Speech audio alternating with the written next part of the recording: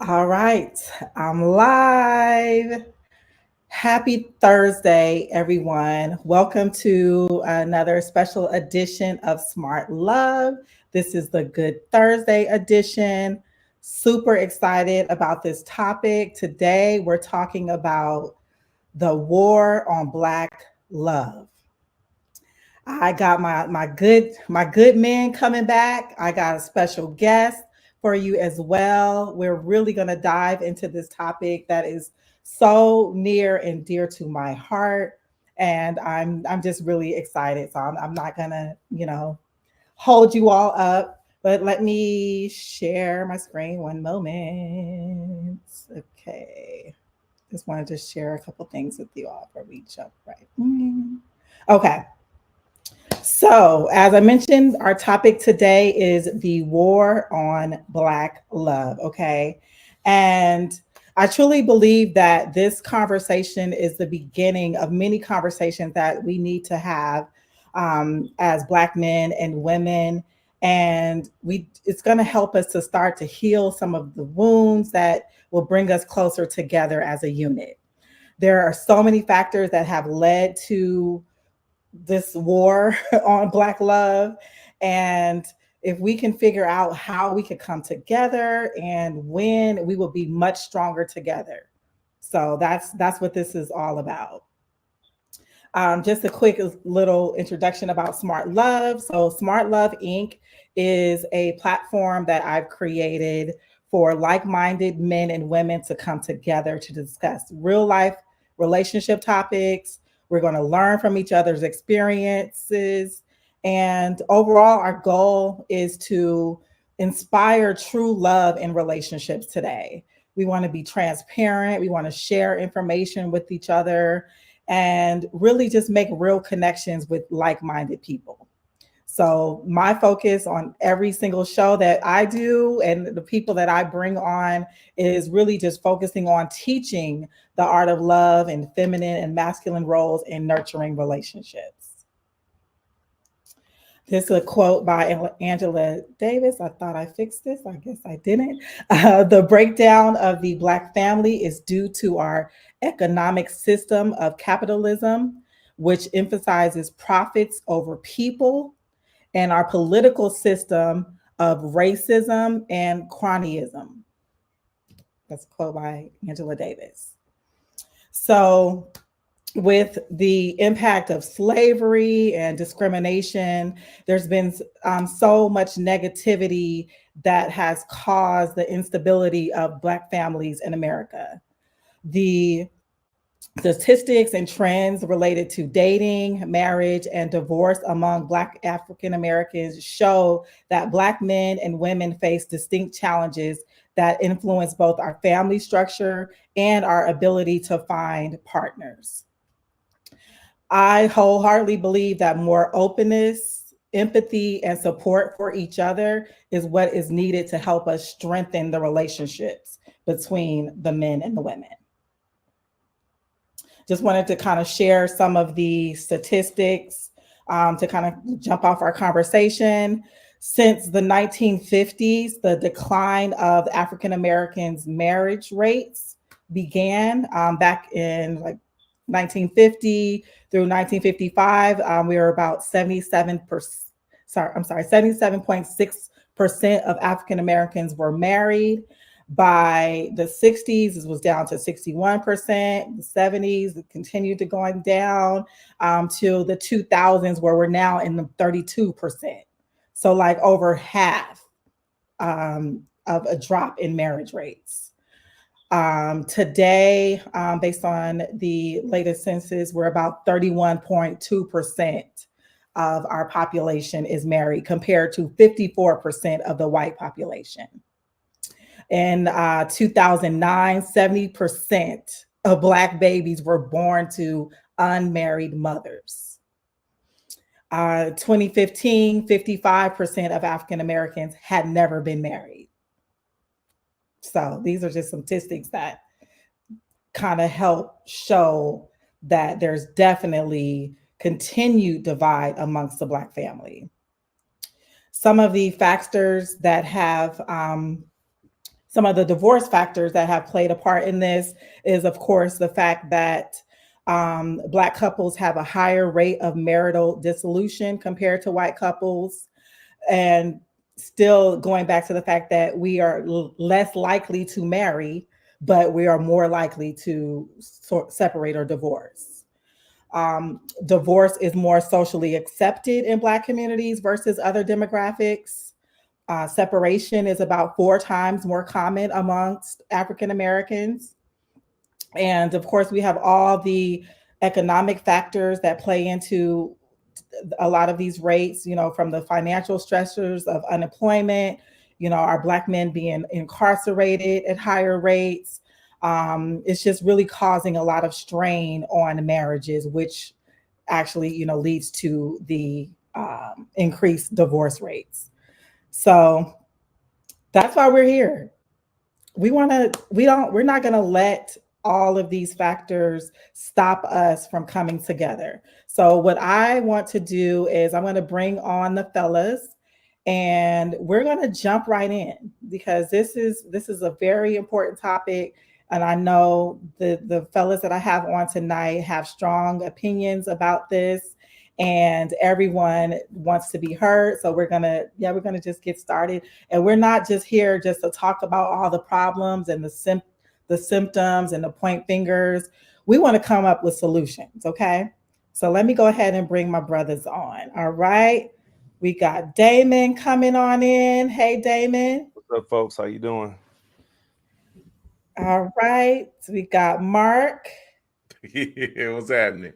What's happening? All right. Nye the Great coming in from Milwaukee. You like them gloves off. What's going on, y'all? All right. And we got our special guest coming all the way from the Nation of Islam. That's right.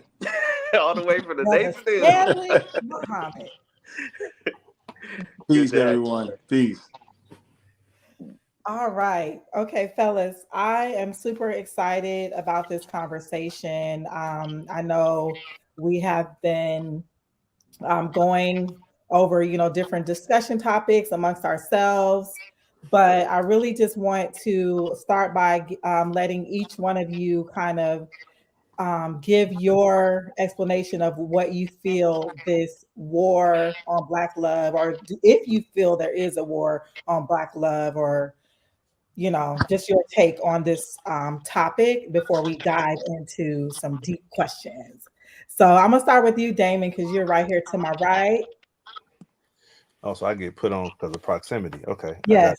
The war on Black love. Wow. I mean, we could go in a lot of directions with that. Part of it was a political and government process to destroy the Black family, because everybody knows the power base in America and in most countries is about family, right? So we have powerful families. Communities are usually better. So we could talk about that. We could talk about how many of our brothers and sisters have reduced relationships down to transactional agreements. We could talk about that. We could talk about people trying to survive, and some of these options that are available don't allow them to survive at the level that they think they should. There's a lot of things that are at war. And then there's also a growing population of people who are dissatisfied with what marriage provides or what marriage looks like. And so they just opt out. You gave statistics, 60% of marriages end in divorce. Why would you do something that's got a more than half a chance of failing? And so a lot of people are just opting out of traditional marriage, traditional relationships. So there's a lot of things that are attacking our relationships. And so I think we have to delve into some of the more systemic stuff, but then we also have to talk about the more community-based stuff that we're dealing with as a culture. Absolutely. Thanks so much, Damon. Yeah, you brought up so many things that I hope that we can dive into today. So thank you. All right. Brother Marq. What's happening? What are your thoughts on this war on Black love? Well, here's what I have to say about that. War to me is either one or two things. It's a breakdown of communication, right, between two. That's what causes war, where someone may be thinking one thing, someone may be thinking the other, right? Or sometimes it can be a misunderstanding, right? So for me, when I hear the word war, I'm looking at it from a standpoint of there's a breakdown in communication when it comes to the two genders, right? I'm noticing that in some cases, we think that one is supposed to be thinking as equal to how we think, and a lot of times that's not the case. So we have to get an understanding that one, we don't communicate enough, and also we try to put others into the space of what we feel what's being communicated. So we got to get to understanding. I think that's what the problem, the war is. We just don't understand each other. Well, Sister LaDonna, I would say that the topic that you have, we must actually define the words. Because if you don't really understand the words, then we don't understand how to get to the root of the problem, because there's so many misunderstandings in communication. And so when we say black, so many of us have our own definition of black.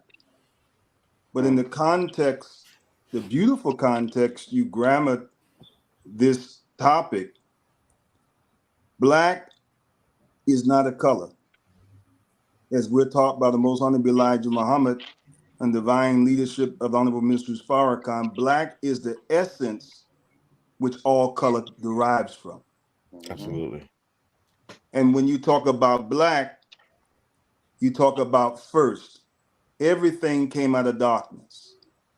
We came out of the darkness of our mother's womb. As the Holy Quran says, that we came out of the triple darkness of our mother's womb. And Allah said, and I created you from your mother's womb out of triple darkness. The Bible says in the beginning, the universe of the earth was full of darkness. And then he said, let there be light. So black means original. Black means first. And the first being in the universe is God. And the Bible says in the book of Jeremiah 8:21, God says, I am black. You hear that?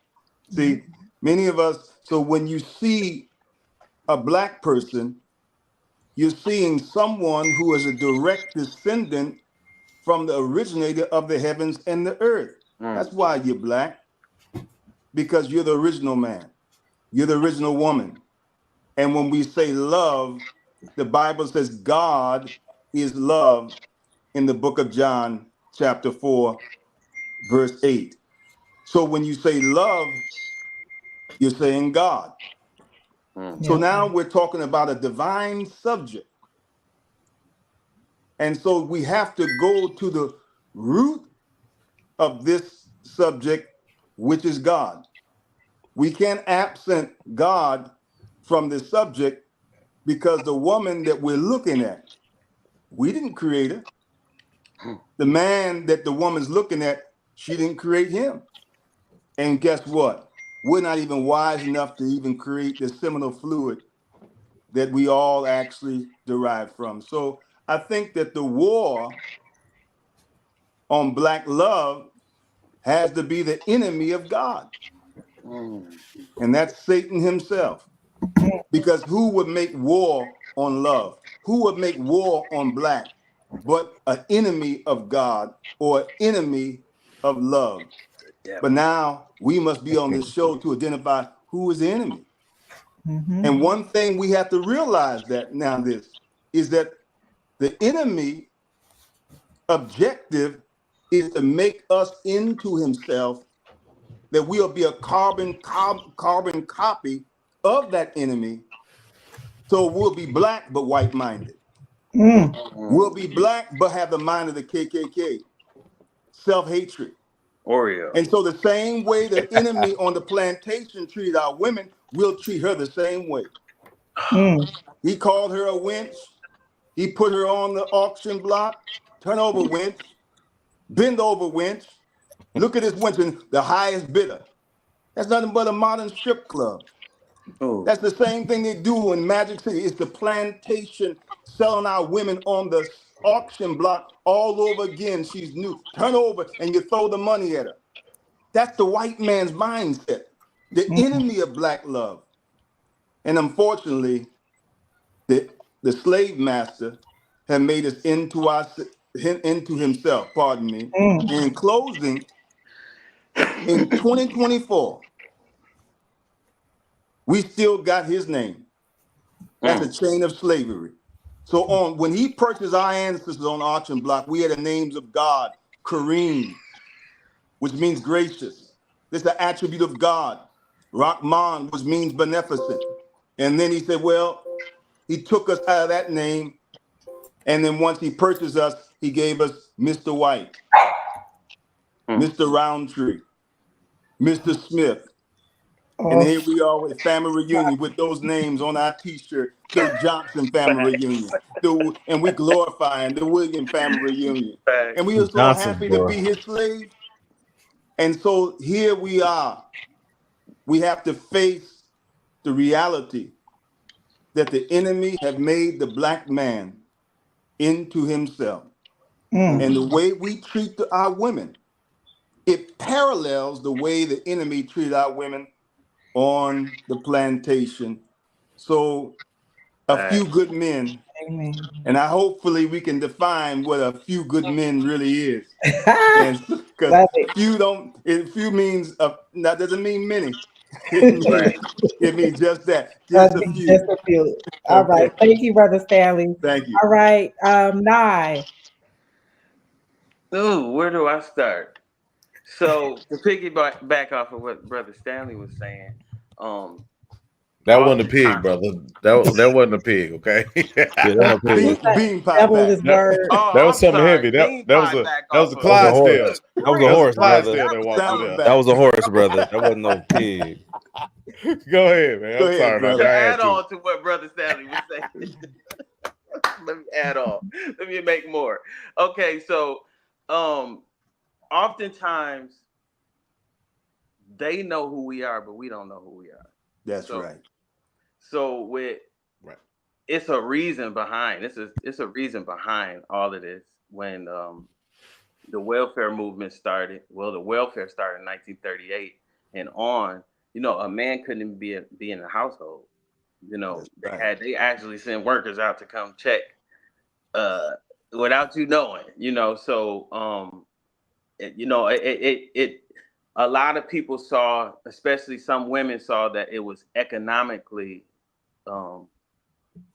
beneficial because they didn't get the benefits that they would get if they were married or they had a man in the house.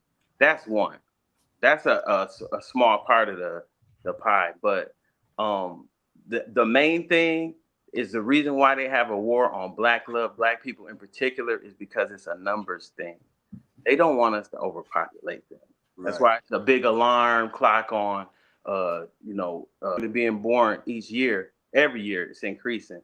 So they think that we want to overpopulate them and get them back to slavery, but we just want peace. We just want separation is our reparation. That's what I always say. So the war on black love is very important to keep the family unit apart, because and it start with the man and woman. If we can get that if we can separate them at the root, then a family's not even possible. You get what I'm saying? So now with this social media psyop, they got less than 30% of the women that's putting this negative stuff out here. Less than 30% of the real women's opinion. The same thing with the men. The men put this bitter stuff out here about black women. It's really less than 30% of us. But like they say, the most ratchet is the loudest. The most negative is the loudest. It travels the furthest. So this is why these things are getting certain traction. I don't want to go too deep, but that's one of the reasons why I'm gonna close right there. Right. Also, let me just add a little bit on that. On top of that, one of the things too is that I've always looked at it like this: if a certain race is attacked, that means whoever attacking us would be considered behind us, right? Because when you're number one, you don't worry about number two, right? Number two doesn't matter, right? So we must be better than what we are, especially if we're under attack, and we have to realize that first. Yeah, That's beautiful. absolutely. We got to realize we at war. We don't right. even, most of us don't even know we at war. That's Been right. at war. Brother Vince, welcome. So we are just Hey, thank you. I apologize for being late. I had a meeting that ran over. Oh no, it's fine. So, it's fine. We're just getting started. I apologize, So, but I'm glad to be here. I'm glad to be a part of it.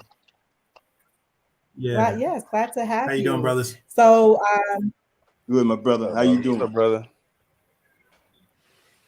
yeah, so we were just really each person was just kind of defining what this topic is for them or what that means to them, the war on Black love.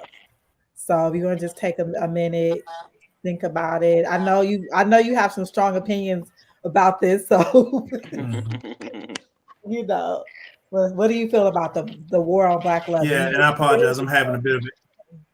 Go ahead. Yeah, I'm having a bit of an internet connection problem. I apologize. Can you repeat the question? What is the war on Black love to you?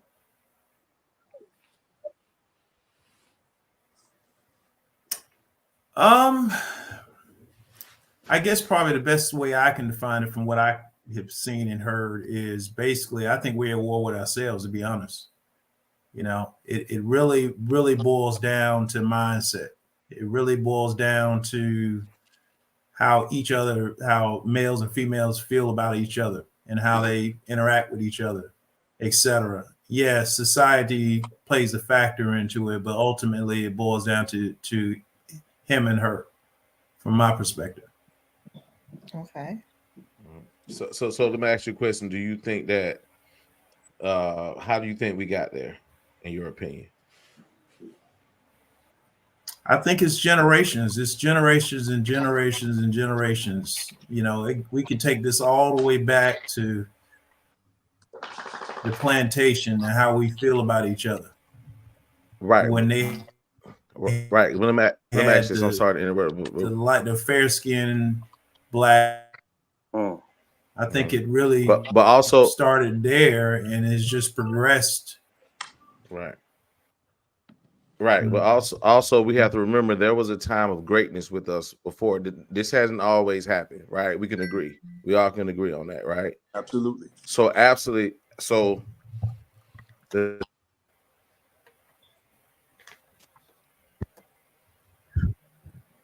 yeah, okay. So the thing about that is that if at one point we showed greatness, something had to happen to interrupt that, right? So when I asked how did it get there, obviously if we're made in the likeness and the greatness of the Most High, that means something had to interfere, right? Something had to interfere. So I think it would definitely be best that, which we are now, identifying that something threw that off, right? And then we begin these bad habits, right? So the root is what's the most important thing, is my point. Right.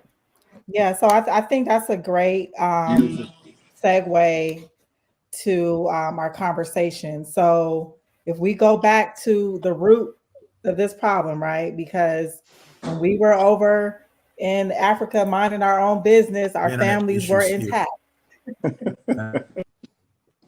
My family was here. Your family was here. I know your family was here. Okay, what's going on? I'm sorry. Vince is speaking. Go ahead, Vince.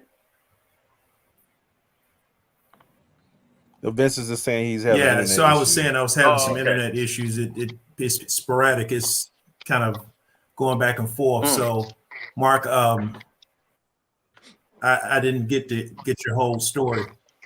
I think my story is this story of how we got here, right? And so how again, like I guess I'm gonna make it real quick and easy.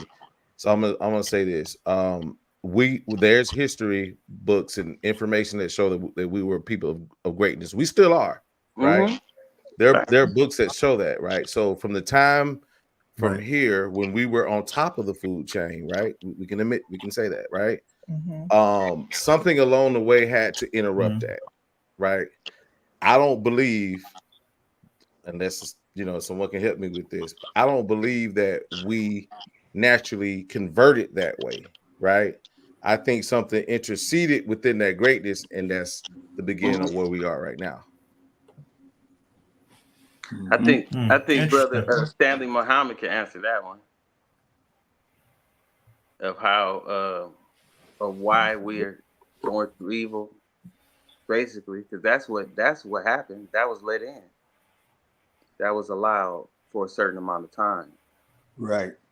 Well, the thing is that since we are direct descendants from the creator of the heavens and the earth,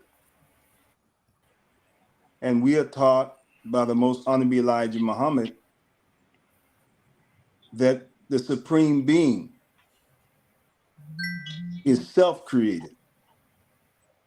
He didn't have a mother or father to create him. That's what makes him God. And the scripture says that God said, let us make man in our image and after our own likeness. See, so after he created himself, he first had to make a man. See, man comes first, and then the woman comes from the man. As we know that we have both chromosomes, X and Y chromosome, right? So it's the man that determines the sex. So that means that man has to have the qualities and the attributes of God to lead the people, his family, the woman, his children, to God. Because the Bible says in 1 Corinthians chapter 11, starting with the first verse, it says, God is the head of Christ. Christ is the head of man, and man is the head of woman. Not head in terms of master, head in terms of servant. See, Jesus was a servant of the people. He didn't come to be served. He came to serve. And that's the way we have to look at the woman of God. See, she's not man's woman, she's God's woman. Amen. We have to look at the spirit. How can I serve her? How can I serve my children? Now, but we only can be the head of woman if Christ is our head, if God is our head. And so now the question comes, who is God? And if the white man won't treat us right, he's not going to teach us right. There's churches on every corner saying Jesus saves in the black neighborhood, in the ghetto, but we're still not saved. Because they're teaching the slave master's misinterpretation of who God is. But now we have to go on that journey to find out who God is. And I'm going to close with this. The most honorable Elijah Muhammad teaches us through the divine leadership of his spiritual son, the Honorable Minister Farrakhan, that knowledge of self is the knowledge of God. The more you learn about who you are, the true self, that's how you learn about God. And you can't even love God more than you love yourself. The degree we love ourselves, that's the degree we love God. Now, when we talk about self, the woman is a part of ourself. See? We got that X and Y chromosome, right? So she comes from us. So abusing her is like abusing yourself. Not loving her is like not loving yourself. So here we are. The root of this war is that we, like my brother Vince says, we hate ourselves. It's really something that we have to look at within ourselves, because white people can't do anything to us but that which we allow them to do. Facts. But when we start really loving ourselves and we unite based on that love, see? But you can't love yourself if you don't know yourself. Yep. How can you love that which you don't know? And that's why we got to learn, why am I black? Am I black because I'm cursed, because I'm a descendant of Ham, what white people taught me? So I'm taught to be a slave of the two brothers because Ham looked at his Noah nakedness, so he was cursed. And guess what the Jewish rabbis say in the Talmud? It's not a divine book. It's a book they wrote with their own hands. It's a misinterpretation of the Torah. They said when Ham was cursed, his skin became black. His nose became thick. I mean, broad, I'm sorry. His lips became thick. His hair became kinky. And they teach that in the theological seminary school. You said it right. Cemetery school.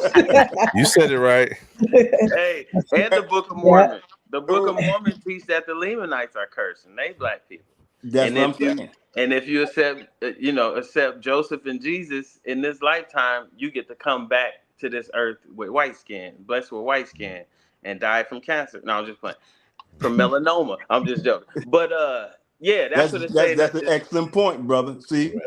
Right. Yeah, I read the Book of Mormon just so I could get this. Get this look. I said, why these boys riding bikes around here? Okay, so brother, so I think we've established who the enemy is, right?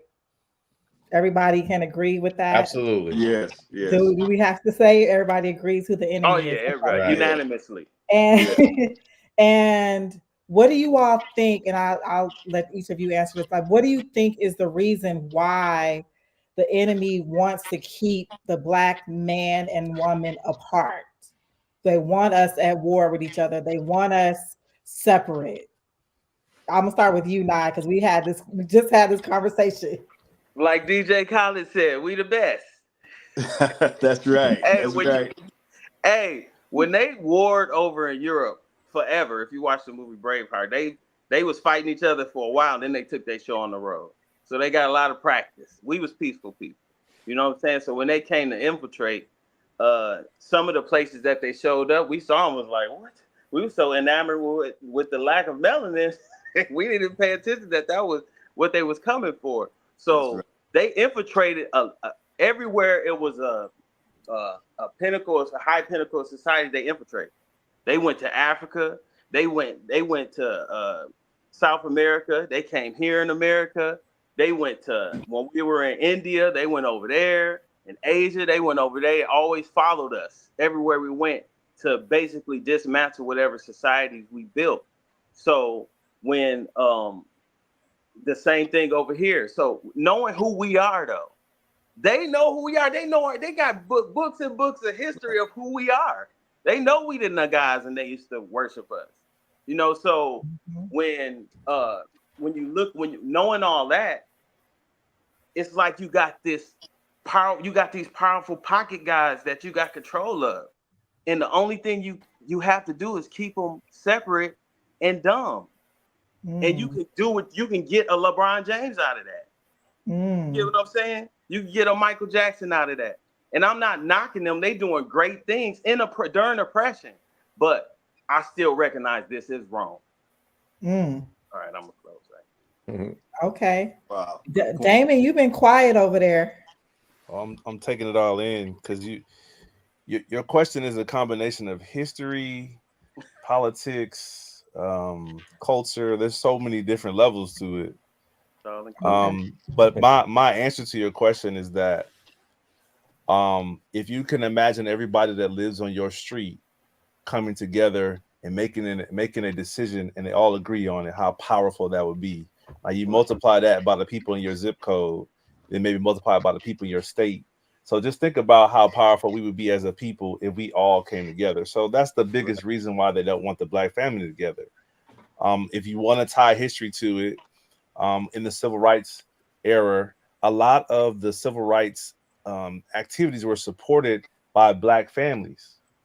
So if you look historically, right after the civil rights movement, like Nine said, the welfare system kicked in because they realized that a lot of these powerful families, and some of us that live in Atlanta, you hear some of the names of some of these families. Every major city has these powerful black families that have money and power and influence. So if you begin to break that down, if you no longer have a power base of black folks who have economic power, who have power over education, who have power over religion, who have power over healthcare. I mean, so then you begin to see, oh, if we can break down this family, we can impact everybody. So I think that's, to me, the biggest focus is just taking away that power base of now you can't influence and impact the world because you don't have families that are coming together. So if all of our families came and sat down in the room and said, okay, we want to build a house in this neighborhood, we could do that. But if you multiply that times 100,000 families, you could build an entire city or entire state. So we don't want that kind of power. They're not interested in that kind of power because that changes some things. It's the same thing with the abortion law, too much power. Too many black folks, too many brown folks being born, too much power. Education, we're being attacked on education level, too much power. Healthcare, too much power. So it's about breaking down that power base. Yeah, absolutely. Killing the momentum. Yeah. What about you, Vince? You got anything to add, or you agree? I think Damon hit it all. It's not much more I can add behind that. I think he was spot on, and he was, on point. But we got to get back to. We can continue to keep pointing the finger, and there's a lot of things out there that are against us. But what are we doing for ourselves? How are we educating ourselves? How are we bettering ourselves? We're gonna get to that, brother. We're gonna get to it. Best believe we gotta. When you're dealing with certain audiences, you gotta build a case first. We're gonna get to it. That's true. Let's build a case. Amen. Let's build a case. Yeah. Some people just found out we were at war. They didn't know. Today, right now. Well, it's easy. It's easy. All you have to do is watch commercials on TV and notice that they don't show black couples anymore. Man, I was just about to say that. They show mixed couples. If you look at all the commercials that you see on TV, you don't remember now. Just remember, a couple years ago, they had commercials specifically for this product and that product. And they would show black couples, a black man, a black woman, and black kids. But now, when you turn on your television and you see a commercial for any product, I don't care what it is, you see a mixed couple with a mixed race baby or mixed race child, because they're sending a message to us. Hey, you don't have to do that. You have other options out here. Population control. We don't necessarily want you to reproduce with your own people. There's other options out here. So just pay attention to that. Just turn on your TV. It's the same formula too. It's the same formula. Yes. They used this formula back in Kemet.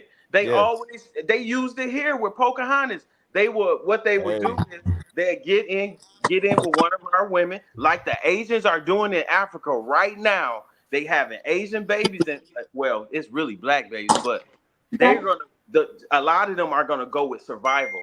So they're gonna go. That's what happened in Kemet when those mixed pharaohs started to rule. It started to dismantle everything because they were favoring the non-blacks. Right. And it's the same thing right now. They're using the same formula. He's right. I said, I made a post. I was like, what does Hollywood have against black love? Because every TV show, movie, unless it's a black producer, you cannot find a black couple nowhere. Even if it's gay, which I don't, but it's still not a black couple. It's not. That's what, and you got to look at that and be like, I mean, even I could be real petty, right? If you got an iPhone, go on your iPhone, look at your emojis, and try to find a black couple. It's that serious, man. No, seriously. Everyone download it. Chat, you gotta download it. Right. You gotta download the black emojis for your phone. You gotta find it.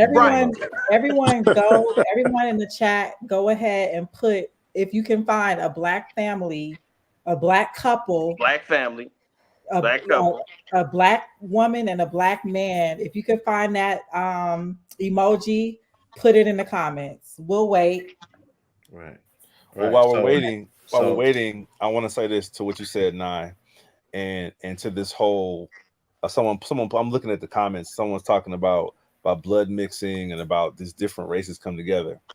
I think we are doing a disservice to our younger generations by not sharing some of the stuff that we've learned along the way. I saw someone posting here about Francis Cress Westling's teaching about the power of black people, the power of black DNA, right? And so even though other races are mixing with black folks, you realize that those children are going to be black. They still black. No matter Right. what you, no matter how you try to dilute the race, our DNA is just powerful enough that Right. they're going to be black children, because we all know if Nye sleeps with a white woman, Asian woman, Indian woman, he's going to produce a Baby black not. child, That's a black right. child, right? He's going to do that. But the other power of his DNA is that Nye can produce a child of any color, but they'll still be black. Facts. They'll be black. So I think when we talk about solutions, we need to start teaching our younger generations about the kind of power that we have, whether it's genetically, whether it is education. That we don't emphasize that enough. Our younger generation is they're more concerned with fitting in and standing out at the same time, and don't really understand the real power of who they are and what they have. So I think we need to do a better job of teaching them the real some real information about who we are as people, and then black love will be of something more attractive. Right. Right. Now, if I may say, my brother, you made a good point about if all of our people unite, it will be a powerful sight to see. The Most Honorable Elijah Muhammad and Honorable Mrs. Farrakhan teaches us our unity is more powerful than an atomic bomb. See, and we know the power of an atomic bomb. And that's the power that we have potentially. And that's why the enemy uses divide and conquer. See, we want to be divided based upon, well, this is the way I see it, that's the way he sees it, we're different. But we have to, in the way we unite, we have to focus on the common denominator. Right? Now, we all agree that none of us got here by two men. Right? Oh man. Okay, All we right. all agree on that, right? I hope we all agree. Okay, listen. Right. So we got to keep our audience. Mr. Muhammad, well, at some point you're gonna leave, but we both have I'll say this. We both have audiences that may disagree strongly with where we're going, and we want to keep our fan base, to be honest with you. I mean, he's not saying anything that's not right. No. I'm just saying. I'm not. Yeah, I respect that, brother. But what I'm saying is that I'm trying to make a point here. Right. Because one of you spoke about how the enemy sees us overpopulated. Okay? Just hear me out. And I'm not knocking anyone. I'm not trying to be condescending or disrespectful for those who are like that. I'm just speaking of reality. Right. That I'm speaking about example of a common denominator. Right. Who can disagree with that? That two men cannot produce human life. Raise your hand, all of us on this panel who got here by two males or even two females. Raise your hand. Raise your hand. And if you do, I got more now questions. look. So Nye was about to crack a whole joke about my mama had two friends and she ain't really say who my daddy was. And I was about to crack a joke. I saw it in your face, Nye. So look. Let's because see, someone said truth is truth in the chat. It is. Right? And Jesus said, ye shall know the truth, and the truth shall what? Set you make you free. All right, free from the bondage of our enemy's ideology and viewpoint. See? And so we know that it was Henry Kissinger and President Nixon in the 70s. They came up with a plan to depopulate the black family. Oh yeah. Okay, so this is a power Because of the because 2000 report. they've seen our birth rate increasing, right? And then they saw theirs are below zero. And they said by a certain point in time, I think it's 2030, that here in America, they will be the minority. Yep. And we will be the majority. Right. And they trying to make it so the Hispanics do that is the majority because they can. I guess they feel they can control them better. Well, that's why they open up the borders. Many of them identify as white. Many of them identify as white to get the benefits of being white. So they do. That's and correct. they get added to the population on. They get added to the census, and as a former teacher, I can tell you as a former teacher in the database in the county system, they have the vast majority of Hispanic kids listed as white students. So that when a white family is looking for a school for their child to go to, they look up the statistics. It will say this school is 80% white, but the truth is it's 50% Hispanic. Oh wow! Right. But let me tell you the truth of that. See, the truth of that is that black, as I said, is not national, it's universal. Right. The highest population of black people in the Western Hemisphere is in Brazil. Yeah. Yep. South America. See? And you got black people in Brazil blacker than I am. I think Sister Donna, you've been to Brazil. I don't know if I've been there. They look like me. Yes. I love it. There's majority of them are black. In Cuba, right. They speak Spanish. And the only reason they speak Spanish is because they're slave masters. That's the language of the slave master. And they have Spanish Central America names. too. I lived in Central America. It's all black. They thought I was them until I said something. And my wife is from Mexico. Her father is blacker than me. Afro like yours, brother. The old man. Yeah. Because you got a lot of Afro Mex in Mexico. So this is how he divides us and make us think that we're all different. But we're all the same people. The slave master just dropped them off in Brazil, dropped them off in Mexico, dropped them off in Cuba, and dropped us off where? In America. Or they took over in those places. Because when I went to go live in Belize, right? I went down to Punta Gorda where I'm talking about where the oldest Belizeans is. I'm talking look like dark locks, everything. And I thought I so-called did some surface research. I was like, wow, it's so amazing how y'all took over those 3 slave ships, and that's how Honduras got populated, and then it spread. They looked at me, they were like, what are you talking about? It was like, man, we got artifacts from over 100,000 years old. We got our original language. We don't even remember no other language. He said they came here with guns and they enslaved us. And that's what happened mostly. Most of these places, we was already there. Remember, like you said, it's divide and conquer. That's right. We the majority. They ain't that powerful. That's right. We the majority. Where they came with their colonies like they took over where they could. And it spread from there. Like even in 1948, did you know that they didn't just put Jews in Israel? They placed them all over the world. Because when I went to Belize, it was the Mennonites there. The Jewish folks, the Mennonites were right there. And they let me know, no, we were spread all over the world when that happened. So I don't want to side note too far, but that's a little bit of the history. Like we were already all over this place.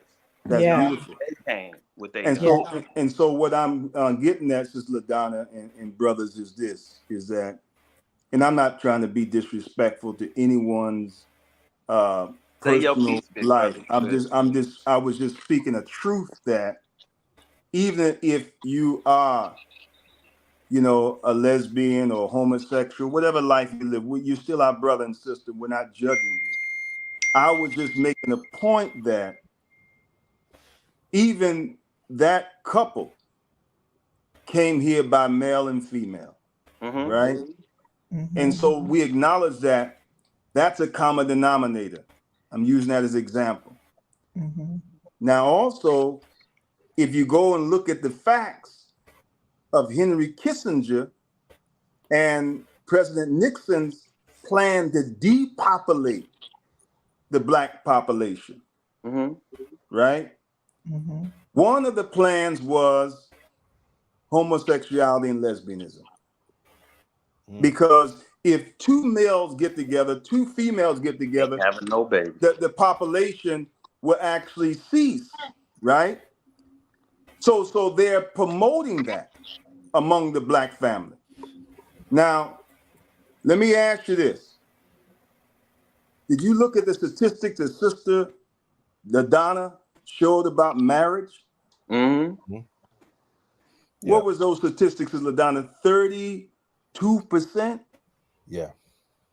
Let's look at those statistics again, because now we're going back to the plantation, because it was against the rules of the plantation for Black men and women to marry, because we were not human beings. We were 3/5 of a human being. We were proper. They said my pigs don't marry, my chickens don't marry, so my nigga's not gonna marry. Right. Mm-hmm. So therefore, we have been for over 310 years been conditioned to have an aversion towards Black love, marriage, loving our Black woman, and the Black woman loving their Black man, and having the structure of God. Because in the beginning, in the book of Genesis, the first marriage was Adam and Eve. That was God. He structured that first marriage, that first family, Adam and Eve. And follow me now. Now, if we're Black now, that means we're coming from the original mind of God. Our nature is the same nature as God. Our nature is righteousness. And anything that is of God is righteous. So now look at here. It was against the law for Black men to marry, but it was lawful for Black men to be studs, to be philanderers. Go into your mother, nigga, and give me some more niggas. That's where the term MF come from. Yeah, I know that one. Man. Now we're just talking truth now. We're not talking, because truth only offends the guilty. We're not talking about something that we want. See, we got to acknowledge what's right, because we got to be honest. We have adopted the mind of our slave master. We have.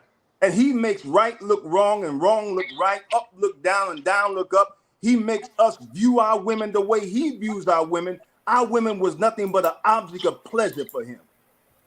He didn't love the Black woman.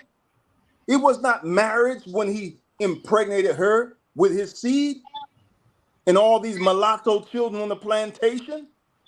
And then he was allowed to go into the big house, the mulatto child, and wear his old coats and his old boots, and he was the house Negro. Wow. And the white man made us think that he was better than us. Now let me say this. So as a stud, go into your sister, go into your daughter, and give me some slaves. And we get into the family now. Somebody gotta die. Now here we are. You can hardly find a Black woman that have not been violated by a family member. Come on now. By uncle, a father, a nephew, pastor, a brother, cousins. Cousins. Yep. All this is plantation sickness that he was making war on Black love. It started on the plantation. And now here we are in 2024. We have our own family members, own Black men creeping into their daughter's room, scarring her for life. Uncles who should be trusted with their nieces, and now they're molesting their nephews, molesting their own sons, fathers molesting their sons. So now this is what the slave master did to us. It was called buck breaking. Mm-hmm. He saw a strong black man that believed in family, that believed in the family structure of Almighty God Allah. And then he took that strong black man and put him out on the plantation, brought all the slaves out, and he violated that black man In front of everybody. in front of everybody. Mm. Yep. And so what I'm saying is that we see that same sickness going on today in our families. Mm-hmm. And so we have to now address this, You're brothers. right. And You're right. I'll tell you this now.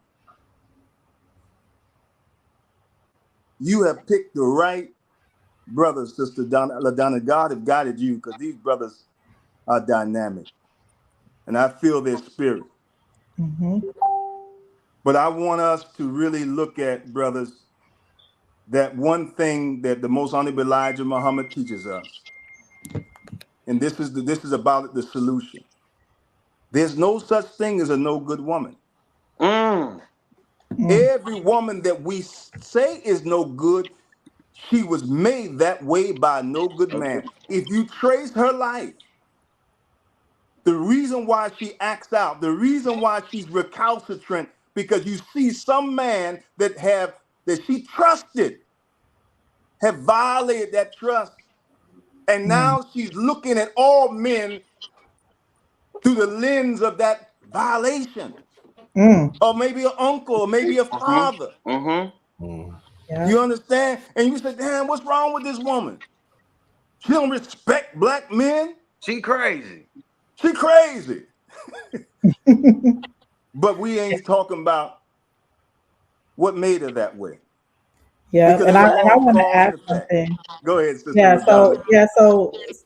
So what I see a lot is, which is like adding to the divide, is just like, well, black women, you hear people say, black women are mean, black women are aggressive, black women, they start to make a little bit of money and now they can't listen, they won't listen to a man, they're not submissive enough. And what it really hurts, and this is like coming from a sister, brothers, it really hurts when it comes from you all, because you are still in our eyes, no matter what the slave master did to emasculate y'all are still our protectors Right. in our eyes and in our heart, right? So when it comes from you, it cuts a little bit deeper, right? And so I think what would help is if, like, Brother Stanley, like the way he, described like what, everything that has happened to us and is happening to us, if we had some empathy from black men, if you all like took a second to think, like, why is this sister like this? Why is she, loud and angry? Why is she, always on guard? If you just show a little empathy, you might be able to break past that, and which is what we want. We want y'all to come in and be our knights in shining armors. We don't want to be out here unprotected. That's right. Where we feel like we have to protect ourselves. I got Anybody? 7, as you know, Sister LaDonna, I got 7 daughters. Mm.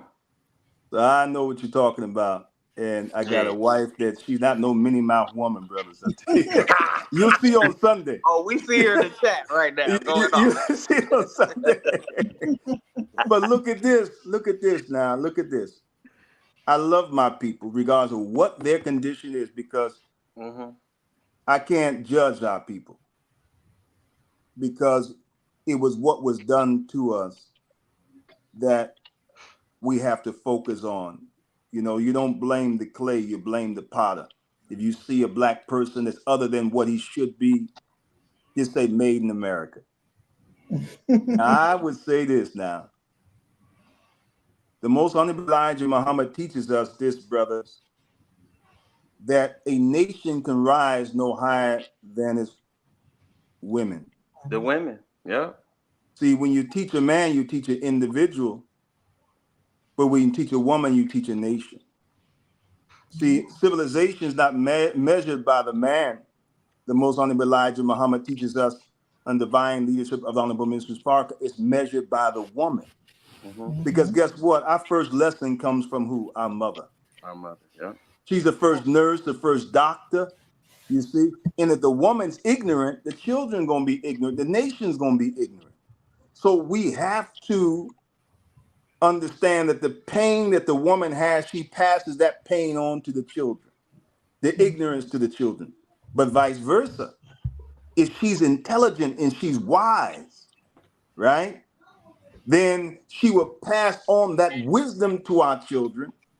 She'll pass on that peace and happiness and love to our children. That's why in war, the woman's always called the booty, the All right. spoils of war. The And you know what? treasure. Another thing, just to add what you were saying too, they are definitely the great teachers. You know, even from the womb, starting from the womb, right? The game That's is right. downloaded from the womb. That's the Mhm. first. That's the Mhm. first piece of game. Then when you come out the womb, guess what happens? The first day of school, wherever it is you need to get, guess who's going to be there to get you right? It's your mother, That's right? right. Right. So Putting guess all what that happens? Vaseline on your So face. guess what happens? Guess what happens next? Guess what happens next? When you get ready to go to high school, right? And you need to get your grades, right? And you got your girlfriend. Guess what she's gonna do? She's gonna make sure you get your work, right? Mhm. While your homeboys laughing at you while you failing, she's gonna make sure you keep your grades up, right? That's So right. then guess what happens? As you graduate through life, you're gonna find that there's gonna be a woman that's gonna be connected to your ascension in life at some Oh point, yeah, whether if every you like her or time. not, whether if you date her or not, There right? you If you go, look brother. back, at the lineage of how you got there, some type of woman paved the way for you to get there. So That's with right. that being said, I'll just say we just have to have more honor in that because remember they're the original gang givers No, they're not. Somebody. I'm from sorry. the womb. Somebody saying We I got thought the woman is the reflection of a man. Is the woman the leader now? I'm getting confused here. That's what I thought. okay. Oh, You can know I what? can I Thank click? you. So So Yeah, that's a can good I question. can Yeah. I No, can I well, no, ooh, it's not the woman's a leader. No, no, ooh, no. Nah, The woman is the standard of civilization. stand. Okay. See, I All right. say I say David she's got the. something to say, y'all. Hold on. I say they the gatekeepers of morality, especially here in America. They the gatekeepers of morality. yes, These sir. people ooh, run it through them before they go on the show with it. You get what I'm saying? Right, Take it on the road. I Yeah. meant to say. Yeah. right. What you got, Damon? About the woman being the leader? What was you about to no, say? no, that's You be not where I'm instigated. Where that's you not where going? I am. I love what Brother Stanley said about um there are no bad women. Um my question for everyone would be, if we all agree that the woman is the standard, then whether that woman is married or not, how do we create a generation of teachable women? Because Great question. the example you gave was that there are no bad women. If a woman is bad, it's because a man did something to her. Fact. Now, I don't completely agree with that. I do agree with you, but I also think there's a generation of women who teach other women bad behavior and pass that down from generation to generation as well.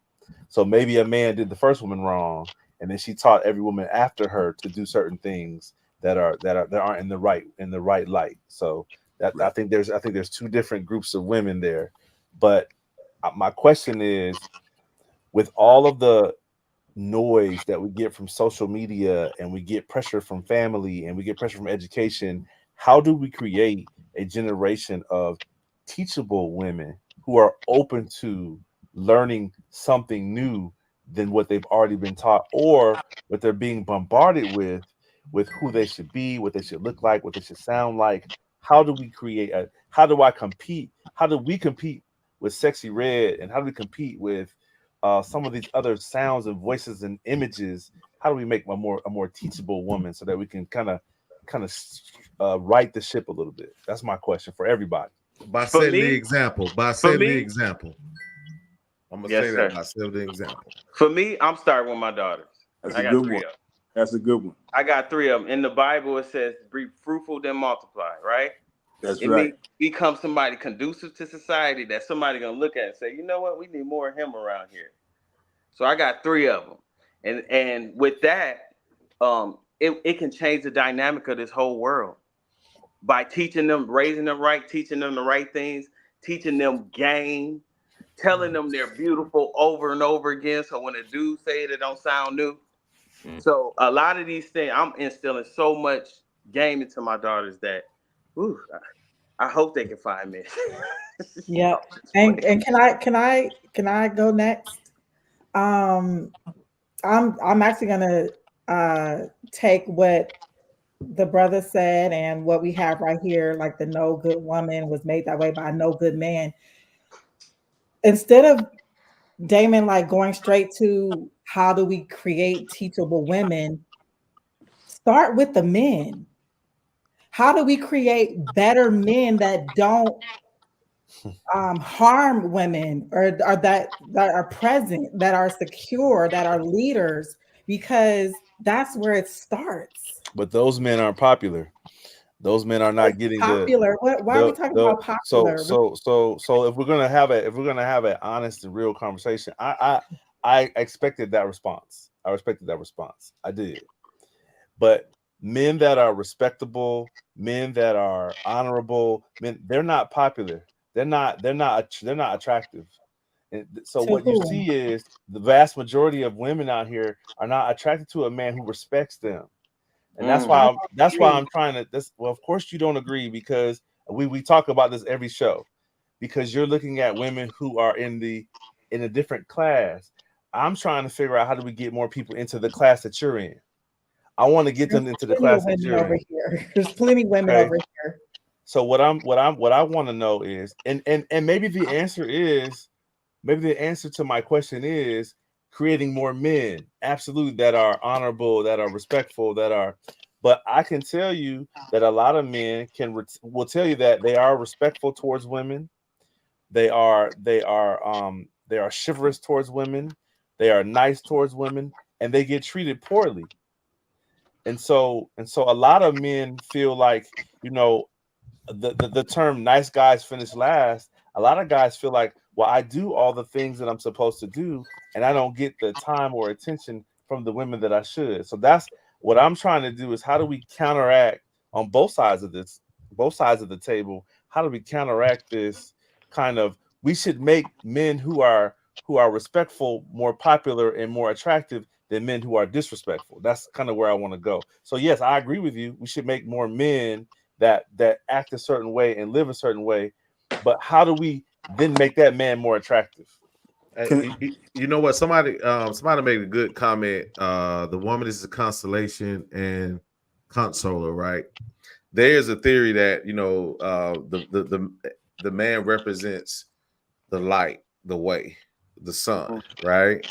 And so that would mean everything else evolves around it, right? So if we're the proverbial light in the path to what, as the leader, right? You would think that at some point, yes, are there some women that may be quote unquote unteachable, but we can't allow that to take us out of our greatness as men. That's Right. my point, right? Them all. We need to set the example. Those who don't get it, eventually what happens is one of the biggest things we have to also realize we live in a world of fads, right? It's fads. People dictate the direction of the mindset of how we're going to go as a whole, as a society, right? Mm-hmm. So I'm sure if we took responsibilities for our part, and then one woman would catch on, and then another woman would catch on, and eventually the ones who don't catch on will be drowned out where it doesn't even matter. So life is about balance. You're going to have negative and positive situations, right? So this is how it is. So if we have enough power, and I do believe we have enough power to drown out those small numbers so that the bigger number rises above that and we don't even notice it. And how do we do that?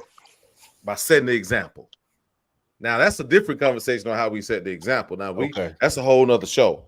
Okay. Right. Okay. So Just want to if make we sure. don't, if we Yeah. don't understand, if we don't understand how, and this is not on you per se, Damon, I'm not saying this, but if we can all learn and take pieces from each other on how to set the example, that's a whole nother story. And maybe we may need to do that one day. And today, but today is not the day. But that's my answer. Can I No, synthesize both of these views? Okay, go Because ahead, brother. I think that some of us are saying 5 + 2 is 7, right? And someone else is saying, well, 4 × 3 is 7. You know, so was that right? That was wrong. no, that was that's That'll we be it, 12. we know what you meant. We know what you Y'all know meant. what I mean? You know what you meant, but yeah. 4 + 3 is 7, right? Yeah. So we have different expressions, right? But it boils down to the same conclusion. Same thing. Mm-hmm. And but we have to go to the root of things, brothers and sisters, to understand that, you know, how we get to this point to raise the civilization of our people by raising civilization of the woman, right? Now, first thing the man must learn is the nature of the woman. Because if we don't know the nature of a thing, we won't know the actions of a thing. Right. See, the Holy Quran says the male is not like the female. So the problem with this war, this conflict, men are looking at things from their nature, right? And women looking at from her nature. Mm-hmm. If we don't understand the nature of things, of this woman, and the woman don't understand the nature of man, that which is made to complement each other becomes a conflict of each other. That's the war. Right. I'm going to read something from the Honorable Minister Farrakhan's monumental book, A Torchlight for America, on page 99. Just something brief, it's not long. Promoting positive relations between the sexes. This is what he says. The basis of proper male-female relationships. Quote, neither male nor female can fulfill their relationship to each other until they are first properly connected to the source of all creation, which is God. There's no way we can fulfill our, duty or relationship to each other until we're properly connected with God. And we talked about that on a surface earlier. Then the minister said, quote, this is the why divorce rate is so high and the dissatisfaction rate in relationship between the sexes is even higher. The nature of male and female are different, but they are meant to complement each other. Mm-hmm.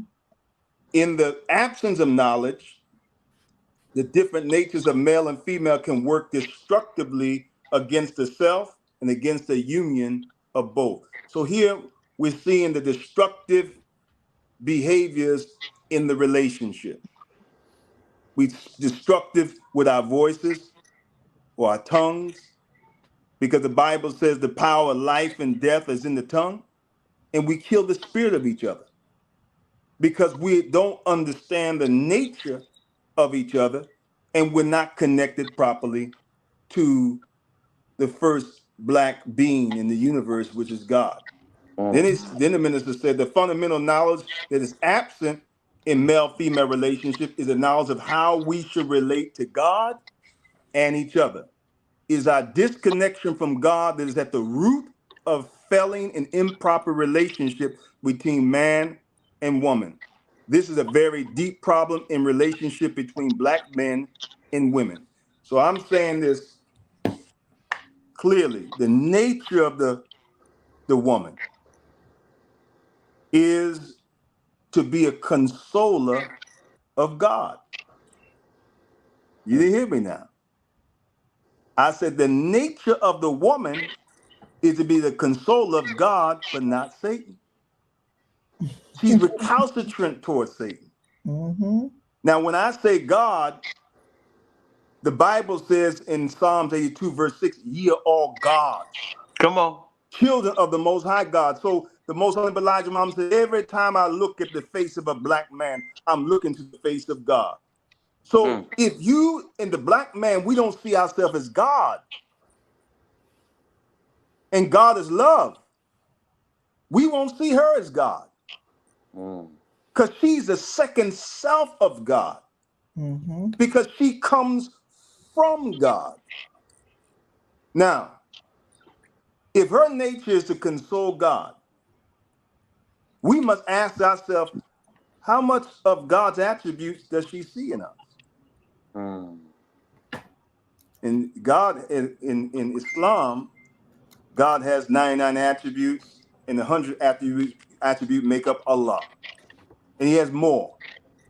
And we look at and study those attributes. The very nature of God is our nature. We have the same nature of the supreme being, but it's dormant. Mm-hmm. And our bad experience here in America have made the attributes of God dormant. And now Satan or our enemy have activated the attribute of self-hatred, envy, jealousy, lust, greed. We have more of that in us than we have beneficence, which is the attribute of God. And the more the woman sees beneficence in us, the more she sees mercy in us, the more she sees forgiveness in us, the more she sees the Rab, which means nurturer, in us. Guess what? She can't reject God. Yep. She begins to bow. She begins to be submissive. But a man can't expect a woman to be submissive to him if he's not submissive to God, because only God can reactivate those dormant attributes that's in us. Mm. And the more she sees God in us, the more she falls in love with us. Now, we have a definition of a nice guy, a good guy. You know, a nice guy might say, "How you doing? You sure look nice today." And she might say, "Who the hell you talking to, freak?" That's the You know? light. That's the light that we're talking about. That's the light you give, right? By Right. giving a smile, that's the light. Yeah, don't let it change you. But the thing is that does not, it can have motive to it. See, people can talk nice, but what's your motive? Because one language of Satan is he likes to flatter because he wants something from you. When someone flatters you, that means they want something from you. So she might pick it up. But if she sees the genuine attribute of God in a man, which women, this is another thing, brothers, we got to realize, she might not even know this about herself. Her nature is to test and try a man to see if he's qualified to lead her. Hello. Better put that. She might put her girlfriend in front of you with showing her pickaboo. Really, Donna? Don't encourage. Don't encourage. Don't encourage. Look, brother. Slave Master Johnson's daughter. She might put a home record in front of you to see if you actually fall for it. And then at that point, she knows you ain't the man of God. Mm-hmm. See, and then she her nature. That's why in the Bible she's called a bride. A bride is a horse. It's an allegorical picture. She's not a horse, but it's the Bible gives you a picture that you can extract the principle, right? And the principle of a horse gonna buck. To see if you qualify. The bucking is called testing. If you qualify the rider, so you must come with some spurs. You must come with them boots. You're right, because I don't mind. That mouth. Hey, I don't mind a stallion every once in a while. I'll be honest with you. We like stallions. But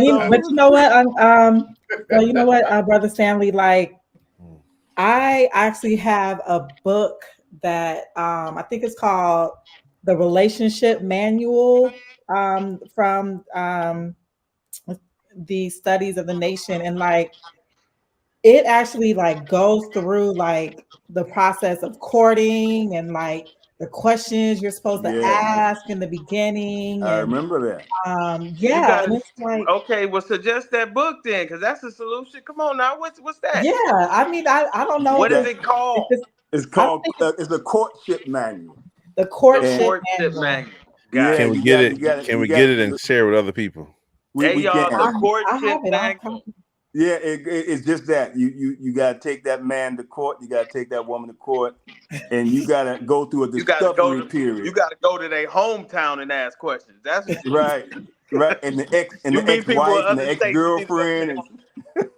Yeah, no, it has it, like this, like a it's lot a of science. questions. It's a science to it. Yeah, and the thing is, like, we weren't taught that, right? We weren't taught how to, other cultures have, the process for whether it's like arranged marriages or even just culturally what's taught down. But us as, African Americans here in America, we don't have anything like that. We're winging it. We're learning from the On the examples fly, of our mothers, right? We learn it on the fly, from our parents, what we see on TV, especially. now the internet, and we need to spread the knowledge of the courtship manual. And Yeah, that's beautiful. I like that. yeah, it's some great questions in there that I actually use in my dating process. Going back to, how were you raised? Did you grow up with were your mother and father married? Right. Did you grow up, in a single parent household? How do you handle conflict? Things that. Did you grow up on survival or love? Love. Ooh. That's a good question, though. That's a Hey, very them good two question. people don't. Them two Right. people don't mix. The person that's raised on survival, they usually don't mix with somebody that's raised on love. So that's actually a valid question. I don't know if you should ask it like that, but you can ask the right questions to get that answer. Yeah, Good yeah, point. exactly. Okay, so I know we just been going. We don't have that much more time, but I did have I a love couple it. questions that I wanted to dive into. So I feel like we've talked about who the enemy is. We talked about, the war and how it's showing up in the Black community, um, and the casualties of it.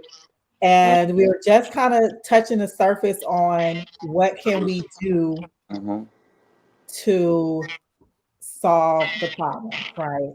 So I know that I'm hearing some feedback. I'm sorry. I know that there's definitely some things that the women need to work on, right? We got our whole day on Sunday where we're gonna go in and we're gonna have Sister Ruth and Fatima are gonna be on the call with us, giving us some guidance. That's beautiful. But yeah, I'm super excited about that. But I'm going to ask you fellas, just from the male perspective, what is it that you all feel that you need from women today? We're not going to compare the women from yesterday, from our, grandmothers and our mothers' generation, but from the women today, so that you wouldn't feel so disconnected from us. I know Mark already talked about the communication, which that is key, but communication, like what else do you all need from us to get a better understanding of how to lead us? One of them is Start. don't take kindness for weakness. Don't take kindness for weakness. Just because a guy is nice, don't mean he's soft. That don't equal soft. Because I'm nice, but I can still protect you with these hands. You know what I'm saying? So, I'm ultimately nice, but what Damon was saying, I got a remedy or a little bit of remedy for being a nice guy. I can still be myself, right? But I don't make myself so willing and available. You get what I'm saying? Everything in moderation. I don't make myself all answering every call and answer the text as soon as the text is like, I don't make myself that, and it makes her kind of miss you and respect that you got something going on bigger than this whole relationship. That's okay. Okay, so don't take kindness for weakness. Yeah, because I mean, you're right. Like we actually are looking for that security, right? So the protector. So I can see what Damon was saying. Like, sometimes the nice guys don't we I don't leave pay them attention on to red. them because because we may not feel the sense of protection there. So good. Thanks for pointing that out, Nye. So don't take kindness for weakness. And that I feel like we could do that, sisters, right? That's easy. Okay, Damon, what you got? Um, I think that the biggest thing for me is from the sisters is learning the difference between what is your nature and what is nurture. So what is naturally who you are and what you are versus what you're being taught. Because there's a lot of misinformation that is passed on from generation to generation through friends, through family, and it makes it difficult at times to try to get through to some sisters. I just want you to really think about your nature. Like, what is it that you naturally want to do? You naturally you feel it in your heart, in your even in your bloodstream. You feel it in your system that you don't want to be. You don't want to be angry. Like you said earlier. You said earlier about us saying that black women were angry. You don't want to be mad. You want to be feminine. You want to be peace giving. You want that, right? You want to be that way, but you don't always feel like you can be that way, right? So that's nature versus nurture, which you've been taught and it's been reinforced. So I want women to be able to say, hey, this is what I really want to be. This is how I really want to be. And then what are you willing to give up to have that? What can you sacrifice to have that? Now, I'm not saying give up stuff that's important to you, but I'm saying think about what would you be willing to give up to have that? What does that look like? What does that look like? Good question. Okay. So I think we're like when we started this conversation, we talked about an enemy, and the enemy has attacked us on different levels, and so it's difficult to fight an enemy that sometimes she doesn't even know is an enemy. She doesn't even know that it's working against her. She doesn't know that it's hindering her. She doesn't even know it because she's been this way all the time, or this is just the way I am, or this is the way I was raised, right? And she doesn't know that it's hindering her from getting to her blessing that's waiting on her on the other side, but she can't get there because she's in her own way. So that's why I want this nature and nurture conversation to kind of create a space where we can say, okay, you want this, that, and the other. What does that look like? And how do we get there? And I bring up the term sacrifice. What you're willing to give up to have it is because you may have to give up some parts of yourself to have it. Not necessarily give up your car or your house, but you may have to give up some parts of you, some things that you have made a part of who you are that may not be healthy for you. You might have to give that up in order to get what you want. So, such as, give me some examples. Hold on. I think we're getting away from what the question was. I'm gonna be honest with you. That wasn't the question. The question was, as far as men, what can we do? No, that wasn't the question. She said, what was the question? The question was, what do we want from women? What do we want from women to do right for now? us, so we don't feel disconnected from them. Oh, okay. I don't know. I don't know what I don't. It's just what's going on. Hey, but you can answer that question if you want. No, Sure. I mean, go ahead. You can answer that question. What I thought. Honestly, I thought that's what was the original question. Why we got here?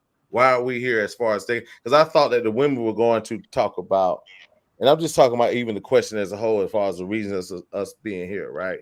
Just being real, right? Yeah. We're talking about the original reason that we came here. The men were supposed to be in this particular section to say what men can actually do, and when the women get together on Sunday, then they would nurture the women aspect, and then we come together and we can both do that. I thought that's what the original. Yeah. LaDonna just asked the question. Right. Yeah, LaDonna just threw that question out. Yeah, I did. That question for the Marq. If you look at, for the most part, that's what we've been doing. I know. Yeah. We've been dealing with us, but she just Yeah, threw we the have. question. Yeah, we have beat y'all like a dead horse. But no, Have you? Like, if that's no, we haven't. That we've been really light. good But grief. you're right. Like I definitely, if I did not ask that question, that's gonna be my next question. But the question that I just asked, Mark, I was know what you asked. I know what you asked. I'm just talking about the purpose of the whole situation. That's all. okay. So go ahead and ask what I asked. Answer what Go I ahead. asked. Y'all go ahead and finish. I'm sorry, Damon. Go ahead and finish, brother. Oh no, I'm good, bro. I mean, if ultimately our goal is what can the men do, let's get to that, because Okay. that's the most important thing in our call right For now. us right now, yeah. What can Right. the men do to There we help go. counteract the effects of this war on black love? That's the overarching question that we want to answer. That's it. So Let's I get go. that. Right. Yeah, I get that. I get Close that. out with that. I was That's just being obedient to the sister I who know. asked the Hey, question. right. I'm with you. I'm with you, but Just being I'm with you, obedient. but I'm with you. I just think that for whatever reason, however it got that way, I think there's enough of noise of the men telling what women can do.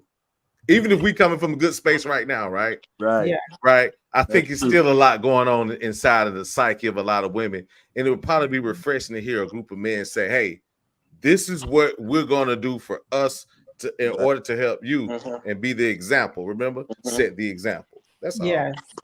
So go ahead, Mark. Okay. Okay. So, what is the question that you wanted to ask that you Okay, had so today? I want to know from your perspective, Right. what can Mark do as a man who loves Black women and wants Yes, I do. to, Man.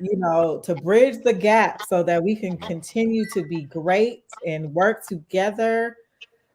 What can you do as a man? What could other men do to win this war Okay. against? So one of the things I would probably say, coming just from my perspective, is understanding that one of the main qualities that women love is transparency, right? Starting with transparency first, right?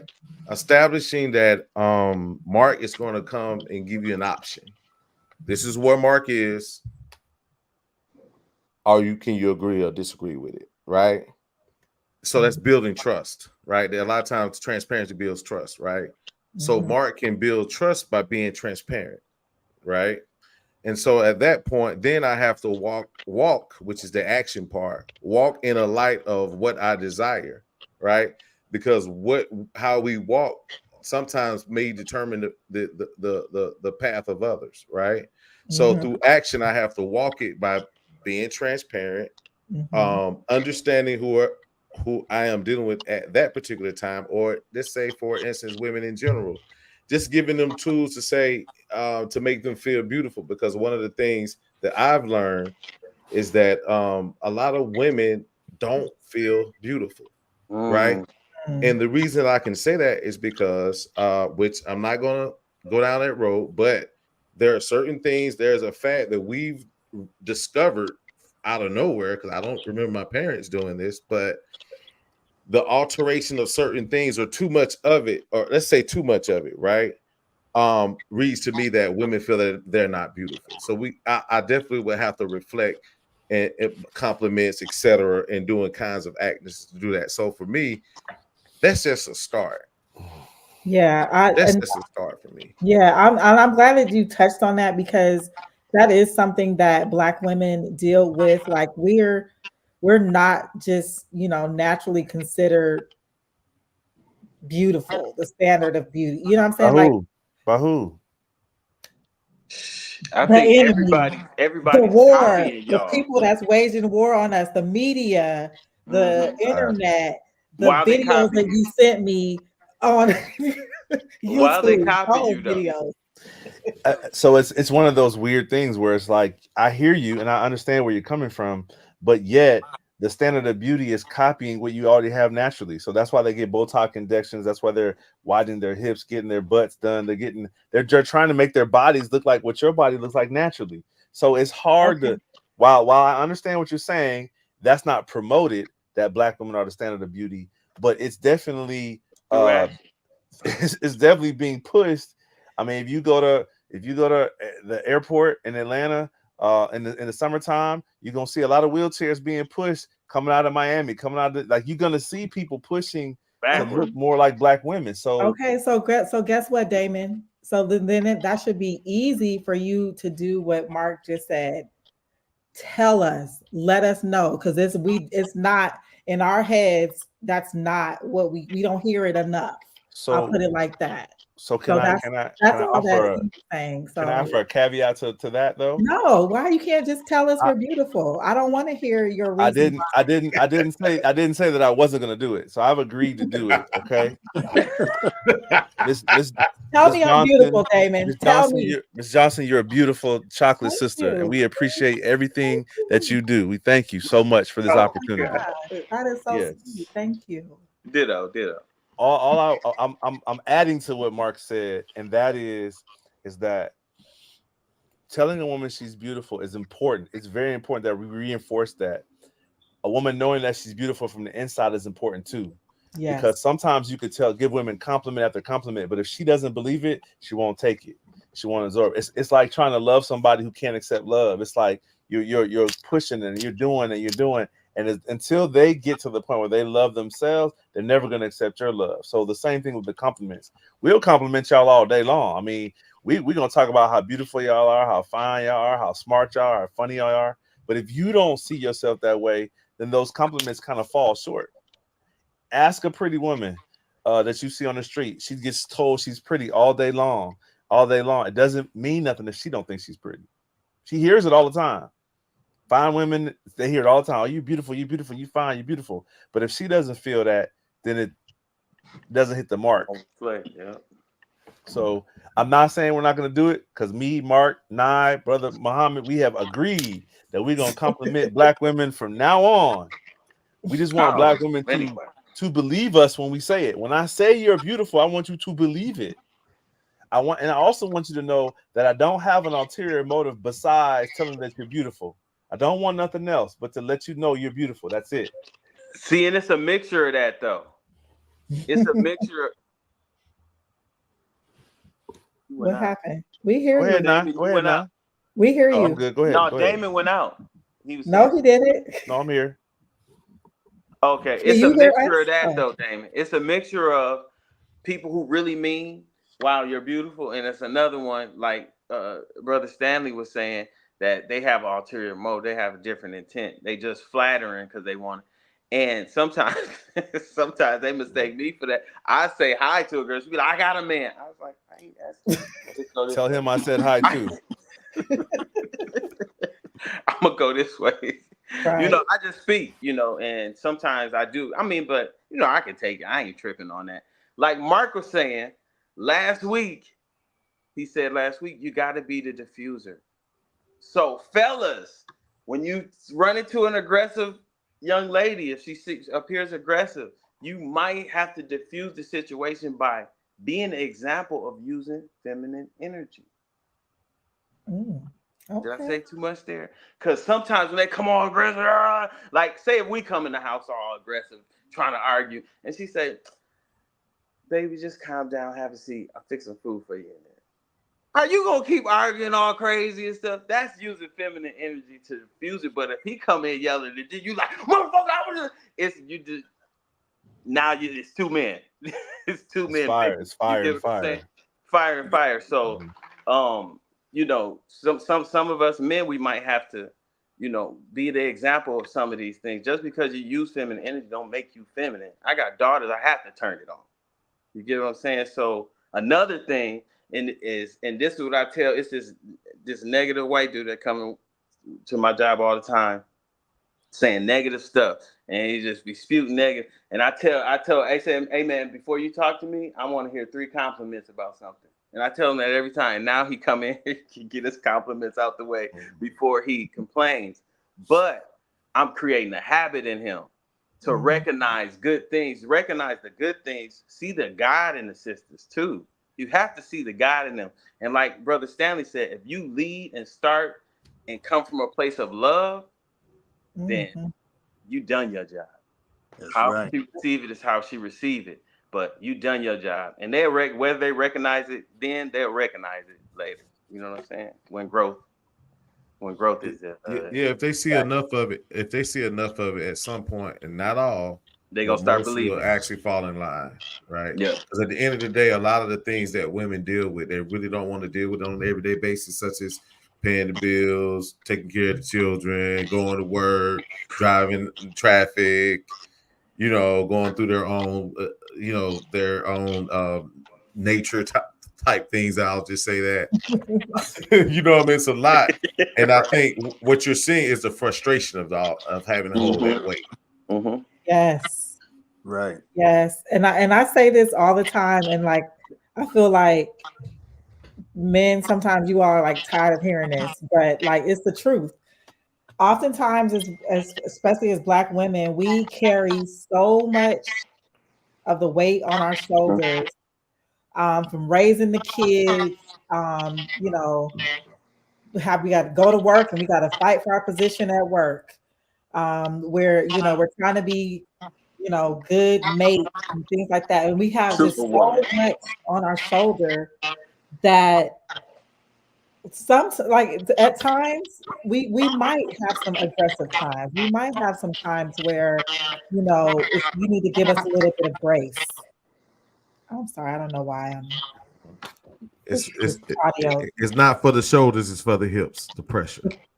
But yeah, so it's like we have so much on us. Like if you could just give us some grace, if just a moment of grace, you will get a different reaction out of us.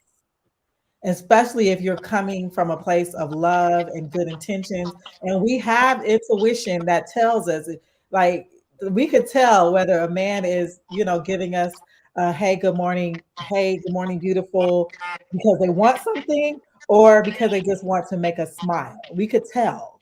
If balanced, throw that caveat in there. If balanced, you It's can definitely balanced. tell. Because Yeah, we just 'cause did a sometimes show. We just did a show yesterday. Yesterday was about love bombing, right? Yeah. Right. And one thing about love bombing, quote unquote, is that it can only work if you're from a place of depletion. So what happens is people can come in and be very deceitful when you're at your lower level or your lower state of life, right? That's when you're most vulnerable to grab on that twig, right? Whatever it is you're trying to save yourself. So you're gonna grab on that twig of hope, hoping that someone can save you if you're at lower state. So I just want to add, if balanced, you definitely can tell who's the truth. Yeah. Yep, that's true. Did everyone, Brother Stanley, I forget the question. Oh yeah, so what can the brothers do? What can the brothers do to help bridge this gap for the Black families to bring us back together? Can I say something? And what are you doing currently for a man that's been around for 30 years? Come Kind of on, tie that in too. 34 years, because that's also a great tool for us to shoot for. Amen. Yeah. Well, I would say, based on the teachings of the most honorable Elijah Muhammad, as taught by the Honorable Minister Farrakhan, that you can't love anyone more than you love yourself. See, the degree I love myself, that's the degree I can love you. So if I only got 20% of love for myself, and you as a woman asking for 50%, I can't give you what I ain't got. And sometimes we go into the relationship with unrealistic expectations. Amen. Say that. Disney. So that's why it's important that we go through a courtship process, which nothing is physical. Because when you get physical, it's like you're drinking and you get drunk. And when you get drunk, your judgment is impaired. And so sex impairs your judgment, who you laying down with. But then you both come into relationship with expectations of each other. But you find out after the act is over, and you realize that this man don't love himself. So how can he love me? And so the woman is in search for love, right? But you're really in search for God. Because really, oh man, Come on. women are trying to make men an adequate replacement for God. And it's not going to work. You can't seek validation from a man before you get a validation from God. Because if you do that, you offend the Creator. Because it's a sad thing, because a lot of times, and I'm just going with the Spirit, a lot of times these young sisters don't have a good father. And that's their first impression of a man. And that young girl gives a pure love to their father. And their father abuse it, then she's scarred. And so you got to be that kind of man to recognize when you have a scarred woman. Every woman has a degree of scars, and you have to be a savior to her. Like Jesus was to the people, you have to be like that to the woman. So when I met my wife, we was boyfriend and girlfriend. I met her on my 18th birth anniversary, November the 11th, 1988. And I was searching for a wife, because when my mother and father got divorced, it kind of polarized me away from that kind of broken family. It pained me. That was a good thing, evil leading to good. So when I first saw her in my apartment, because she was looking for her younger sister, because her younger sister hung out with my younger sister. And my wife was the finest thing in College Park, as far as I was concerned. Yeah, come on.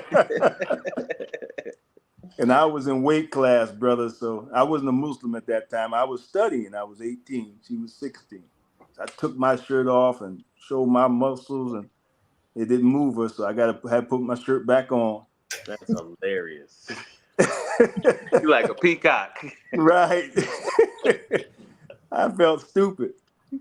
But when I got downstairs, I was thinking, I said, well, what can I do to get her to come downstairs so I can start talking to her? Right?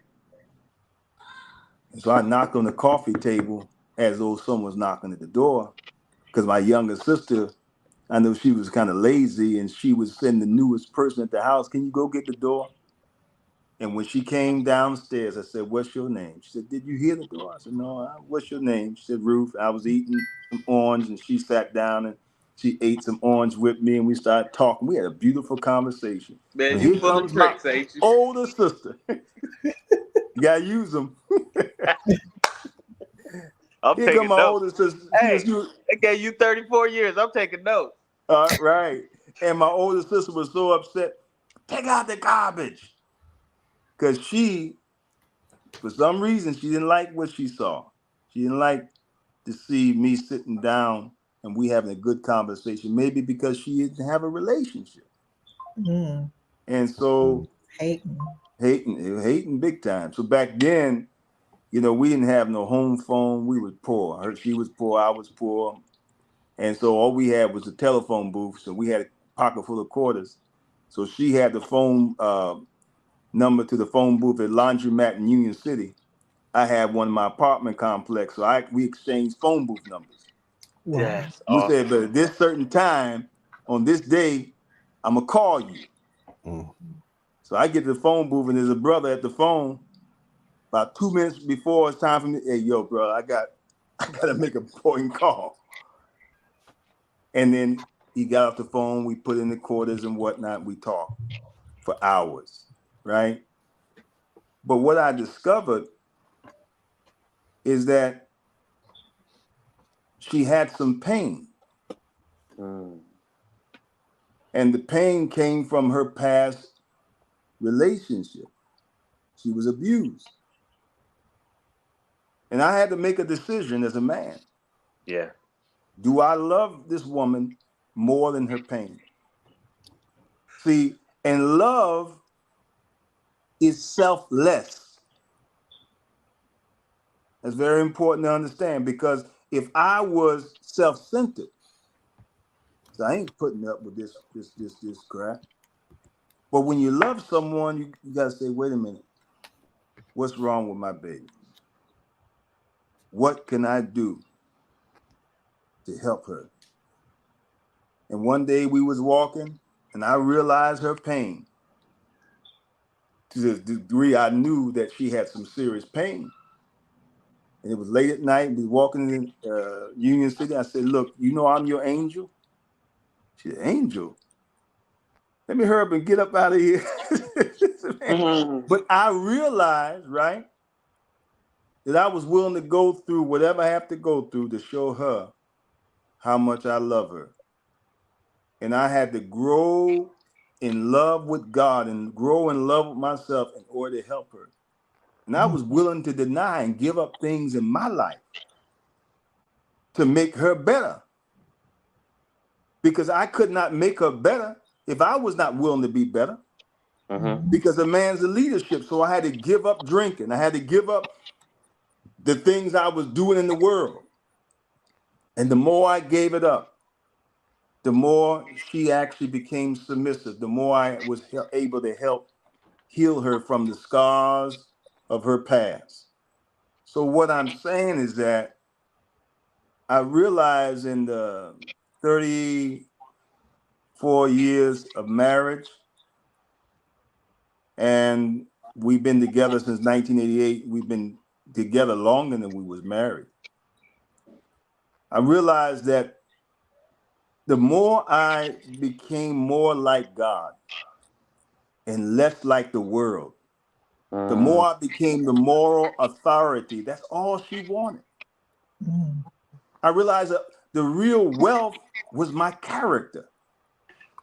I had to make money because the nature of a woman is to be made secure. And the most honorable Elijah Muhammad, honorable Mrs. Farrakhan, not going to let no brother lay around and let some woman take care of him. No, he's not going to let that. He said no. We had to take care of that woman. I give her money. See, I take care of her. She don't take care of me. And my wife has not worked in almost 34 years. And I bought her a home that she owns. Her name is on, not my name. Ain't no mortgage, paid for. And the value's going up. Because a woman that gives you 9 children, she dies for you 9 times. Because the pain of giving birth to a child is equal to the pain of death when the body shuts down, as we're taught by the most honorable Elijah Muhammad. So a woman who dies for you to project you into the future that you can have eternal life. That's you all over again. Look just like you, walk like you, act like you. She went through the pain and paid the price for you and I to have life again. So the way the messenger, the most honorable Elijah Muhammad and honorable Mrs. Farrakhan made us see it, it made me say that there's nothing too good for her. And so the car got her name on it. See? And everything that I can do, I'm trying to pay my debt to God and to the beautiful wife that he gave me. They allowed me to live 9 times. I got 9 lives, y'all. Hey, more than that. That's beautiful. That's beautiful. You know? Beautiful. And so it's my attitude, right? That I look at the little difficulties she gives me. I said, but let me compare it to the good that she done. It makes the difficulty sink in the sea of insignificance. So I laugh it off. And I tell her, I said, baby, you know I love you. You know you're crazy.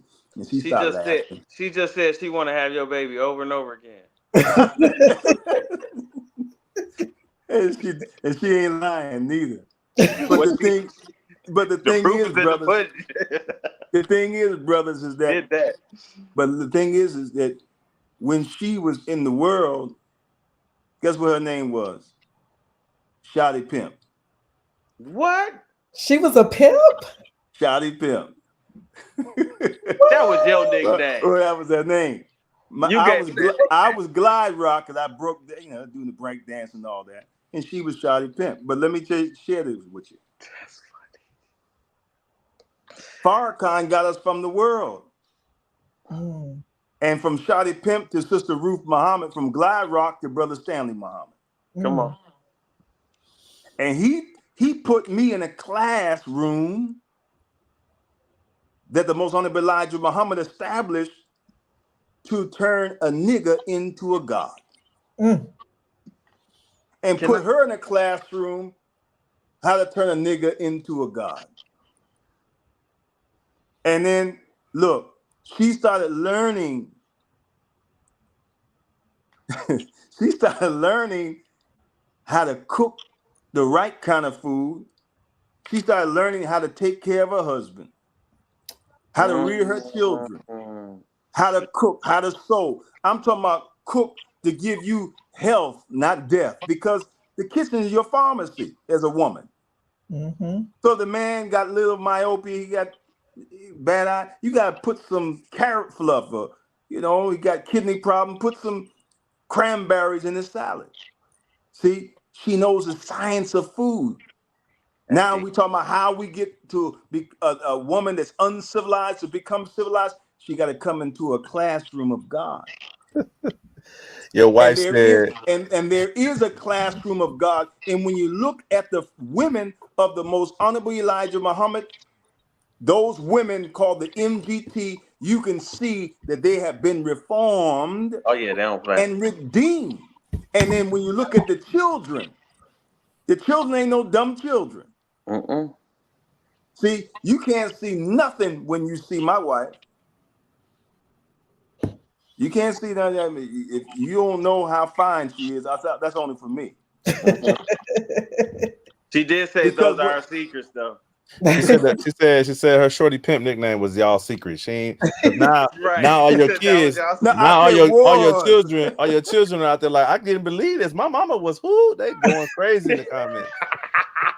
Yeah, but no, I agree. It's something about that, the FOI class and the MGT. I didn't graduate from MGT class, but I almost made it to the end. I didn't quite get registered. I didn't quite get registered either. I was close. Hey, but I'm gonna say this: while I was there, I have never seen, like she said, I have never ever seen not one place, because I grew up in the hood, right? I have never seen a place that turned a hood nigga to a god in a month. I mean, it was face tattoos. I was like, if you wasn't here, I know for sure you probably be trying to get me at the gas station or something. But they was in the Nation of Islam teaching, man. It was beautiful. Right. I've never seen that before in my life. I commend y'all on that. Keep up the great work. We need more like it. And I want to close on this because I think it's important, because we love the fruit, but we can't reject the tree that produced it. Don't ever let the enemy cause you to disrespect the Most Honorable Elijah Muhammad and the Honorable Minister Farrakhan. They are the tree that produced these wonderful brothers and sisters who represent the best of yourself. We love you, and we're here to be an example for you. I have not, boy, I tell you, I used to eat the pork. I ate chitlins, y'all. Oh.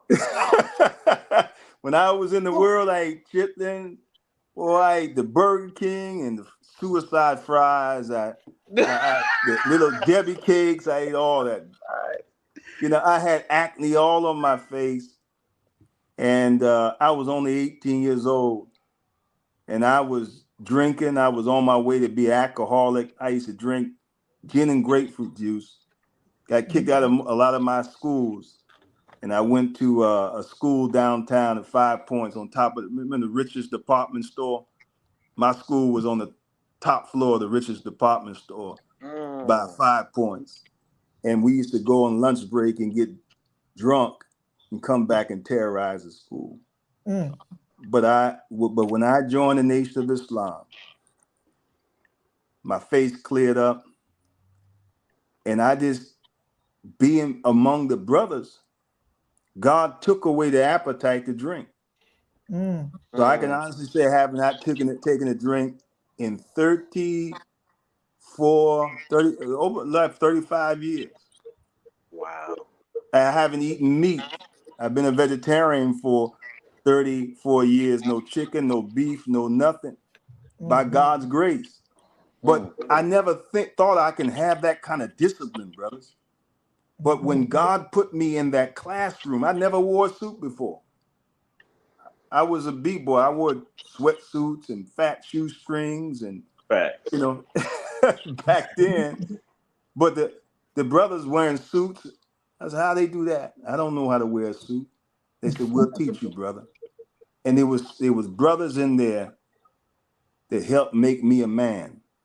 And we're not men until we're men of God. And that means men of God just means be true to your nature. Our nature is freedom, justice, equality, and righteousness, and doing the will of God, which equals love. And when I've gotten in that classroom, my wife saw me grow from Glide Rock to Stanley Muhammad. That's beautiful. And so my children never seen an absentee father. That's by God's grace. And so I'll tell you this, my wife is beautiful, right? But you don't see her physical beauty, because let me tell you about the way God structured the earth. All its treasures are hidden. The gold, the diamonds, everything precious is covered. And so when a woman respects herself, see, she covers. She hide them treasures. Yeah, Shorty Pimp caused accidents on Old National Highway. Oh God! I'll be honest, she did. Yeah, and she did. But when she met the most honorable Elijah Muhammad, right? She covered because I was the only one that was worthy to extract those treasures, because I was working for it. Because a man that maintains a woman, you got to have some kind of benefits. That how you want everybody else see your woman's embellishments? Because when the woman shows her embellishment, who let the dogs out? You did. You by showing your pickaboo and showing. Hey, brother Muhammad, before I forget, and then you're gonna have to say all men are dogs. Hey, brother Muhammad, hey, just for me real quick, man. Can you bust out a glide rock move for us for the last time? Hey, they used to call me Turbo. No, but you know what? Hey, look, brother, I went from hey, look. I want to see glide rock. Breakdancing, right? It faded out. I hate it when it faded out, because I was, Jermaine Dupree. I went to school with him and his manager, Eddie, and I was one of the best breakdancers in school. You guys a wave or something. Give us a wave. But look, I went from that to rapping. Because all the breakdancers died out and we became rappers. I can bust a rhyme for you. Hey, yeah, your daughter said rap one of those songs, Dad. All right, y'all ready? Yeah. This is Donna, with your permission, this is your show. Go ahead. Yeah. All right. It's called Who Is That Mystery God? Yeah. Okay. Who is that mystery God the world is looking for? The one who never heard your cry in a time of war. Who is the mystery God you put in your faith in? The one that's supposed to give you the kingdom and crush your sin. Does he bring your bread and clothe your back? Does it heal your pains and take you off crack?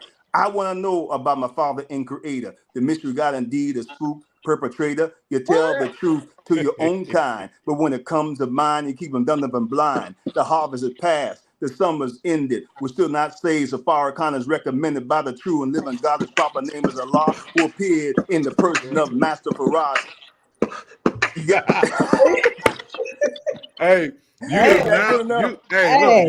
you have now graced your ears with the songs from Glide Rock. He's back for one night. Glide Rock.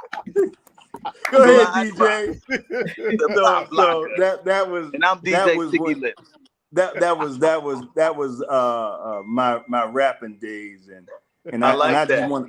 I just want to say, Sister Donna, this is a beautiful dialogue, and these brothers are definitely, I see God in each and every one of them, and I see God in you, and the spirit of Allah God is upon this show, this podcast, and I just want to say that, you know, brothers, what we need to do is, if we develop the attributes of God, Allah,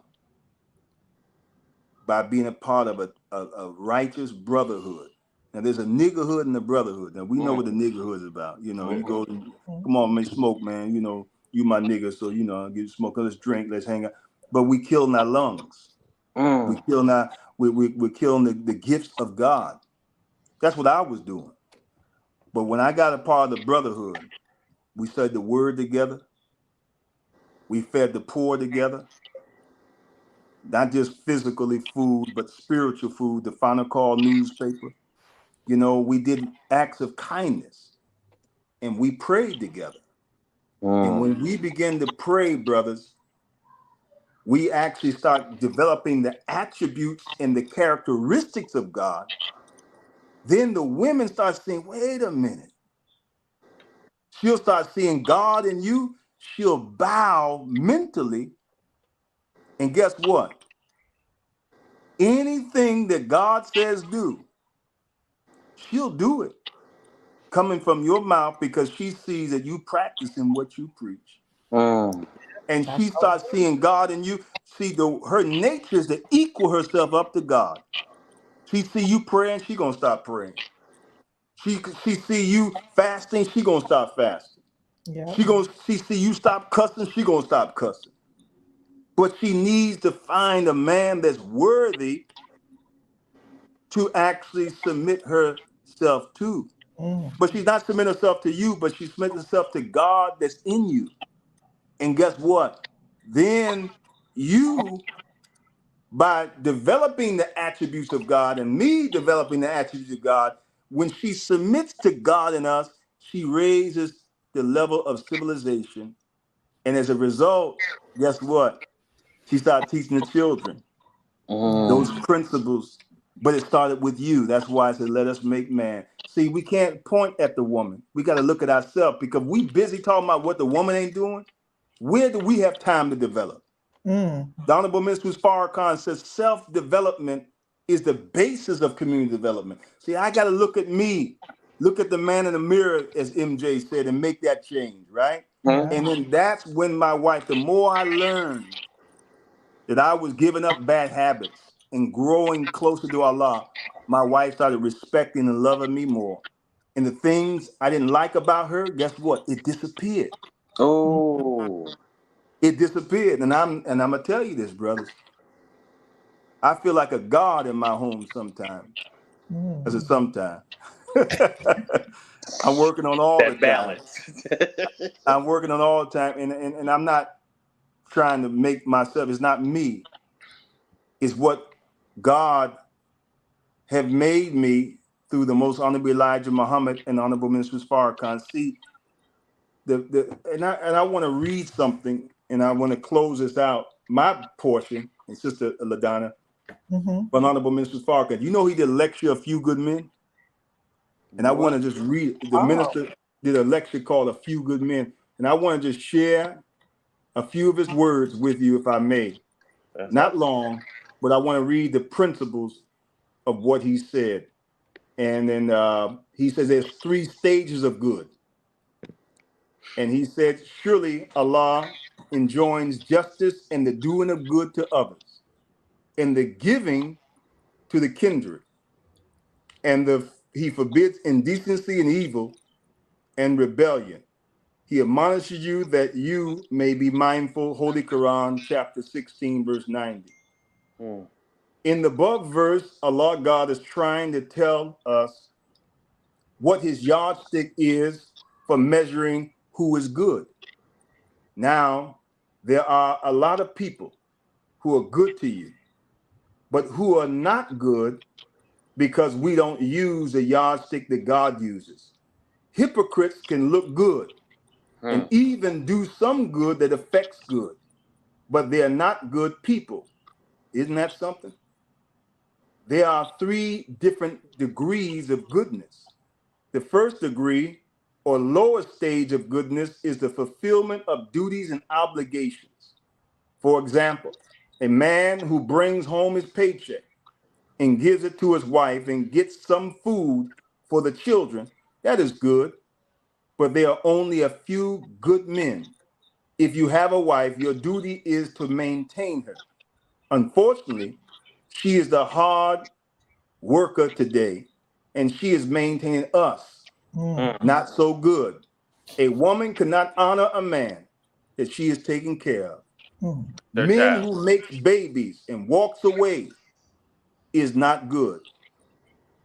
Is that good? And pardon me. I watch dogs and cats and lower animals take care of their young. I watch animals fight to protect their young. We don't see too much of that among us. So some of us haven't even gotten on the ladder to being one of the few good men. And the duty you have to yourself, you violate that duty to yourself when you smoke, drink, and eat the wrong foods because you are destroying the body that God gave to you. That is not good. The second stage of goodness is the doing of good where man has received no visible benefit.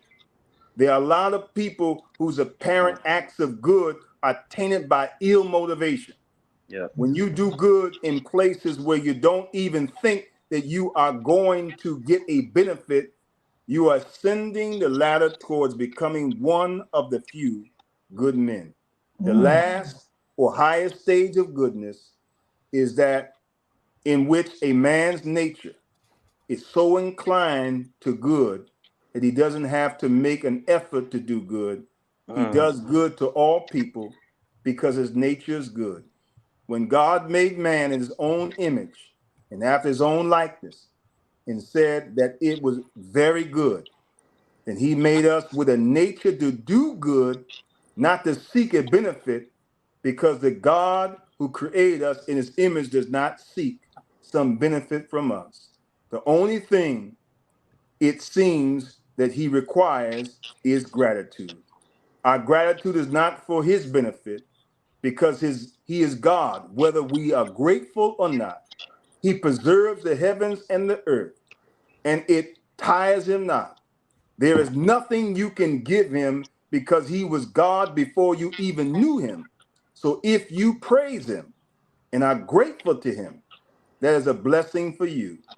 In the Quran, Holy Quran, Allah God says over and over again, surely man is ungrateful because Allah God hates ingratitude, and humility should always precede honor because God dislikes people who seeks exaltation before submission. So I wanted to share that, brothers. Thank y'all very Thank much. Thank you, you. Sister LaDonna. Man, thank you for coming, big brother. Thank Thank you, my you. brother. Thank you Thank you, so brother. much for joining, Brother Stanley. Where's my Any audience clap button? I ain't at home, man. Yes, clap for all Brother the Stanley, listeners for our time. let the people know how to reach you. I know you and your wife do couples counseling. You do individual counseling for men. So how can they find you? Well, you all can reach me. My email address is aysavp at gmail.com. And you can email me if you would like marriage counseling, relationship counseling. If you want to learn more about the courtship procedure, which is the prelude to marriage, not boyfriend and girlfriend, but you got to have the intentions to marry if you want to court. And we'll be more than happy to share that courtship manual that has been approved by the Honorable Minister Farrakhan. And so we love you all, and I want to tell you I enjoyed myself on the show. I tell you, each and every one of you have watered my soul, brothers, and I've learned so much from each and every one of you. Sister Donna, you are definitely a jewel in God's crown. Thank you. And you keep up the good work, sister. We're proud of you, and you have grown spiritually so tremendous. I remember her from how many years have we known each other, Oh Sister my Donna? gosh. You I and Brother think Sadie Kifo. so little Sadi was about 5 and he's 20 now. So A 15. long time. And I have seen you grow by leaps and bounds, and this show is perfect for you. And I Thank can't you. wait till Sunday. Yes. Hey, I'm excited. hey, bro! Thank you for coming through and all your family in the chat. We appreciate you. Yeah. Thank you, brother. Thank you, The brother. whole Thank you. Muhammad family was here. Thank you. Thank y'all so much for joining. Okay, Nye, how can Allahu the people? Akbar. Allahu Akbar. That's right. Hey. Okay, Nye, tell the people how to reach you with the projects, Oh, what you got going on. oh yeah. You can find me on well, I'm on all the social media, but Instagram, the projects THE_projects 44. Follow me, I'll follow you right back. Check out the content. And I'm not a great on Facebook, so just reach out. You want me to host some events, or we can collab on a couple other things. You need some healing physically. Yeah. Yes, Go ahead, Nye brother. is Nah. a healer. Thank you, Nye. All right, Mark. Okay, you can find me on actually you can find me on all platforms, Date Night Online. Just wanted to kind of touch on something real quick. Mr. Muhammad said that, excuse me, Brother Muhammad was actually saying is that I agree with. The first step of getting married, you have to date. You have to gather that information. Then the courting session is next, right? So you use that actual information you use from dating in order to apply during the courting stages so you can have a successful marriage. So guess what we do on date night? It is a learning tool to actually show accountability, right?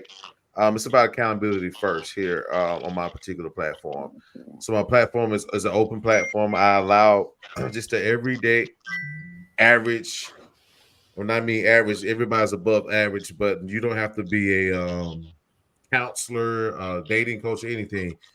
If you want to come on my platform, it's a way so that you can actually kind of let some steam off, and we can kind of talk about where you are in dating and whatnot. And guess what? I learned as well. So it's Date Night Online on Facebook and also on YouTube and Rumble. Hey. Awesome. Beautiful. Beautiful, Thank brother. you. Damon. Yes, ma'am. I am rebranding a podcast called The Thing About Us. It is of real people having real conversations about real relationships, kind of the same kind of format, but the difference is that I want everyday people to talk about their experiences and talk about how we can find some solutions to some of these relationship issues that we're having. So I'm doing a rebrand right now. It is open, but I like to bring people on. So all you all are welcome when we relaunch the new show to come in and talk about topics. I do have topics for each show. And so we're going to talk about specific things that are ailing us, that are in the way of us getting to healthy relationships. And it's not just romantic relationships, because I feel like at the core of a lot of our romantic relationship problems are other relationship problems that we're just rolling them over into our romantic lives. So, and it's on all platforms. It's The Thing About Us podcast on Instagram and Facebook. That's the best way to reach me. I respond. I sleep on my phone, so whenever you send me something, I might respond to you back at 3 a.m. But I look forward to growing this platform. I love the conversation today. I hope that we do more of this. Yeah, this has been good. It took me back to my college days. Hey. That's awesome. Awesome. Beautiful. Beautiful. LaDonna, where can we find you? You can find me at Smart Love My Inc. show right here. It's me. So we're going to continue this series. So part 2 is going to be on Sunday with the ladies. I'm super excited. We're going to have Sister Ruth come on and give us some guidance. And so this is going to be a great conversation with the ladies.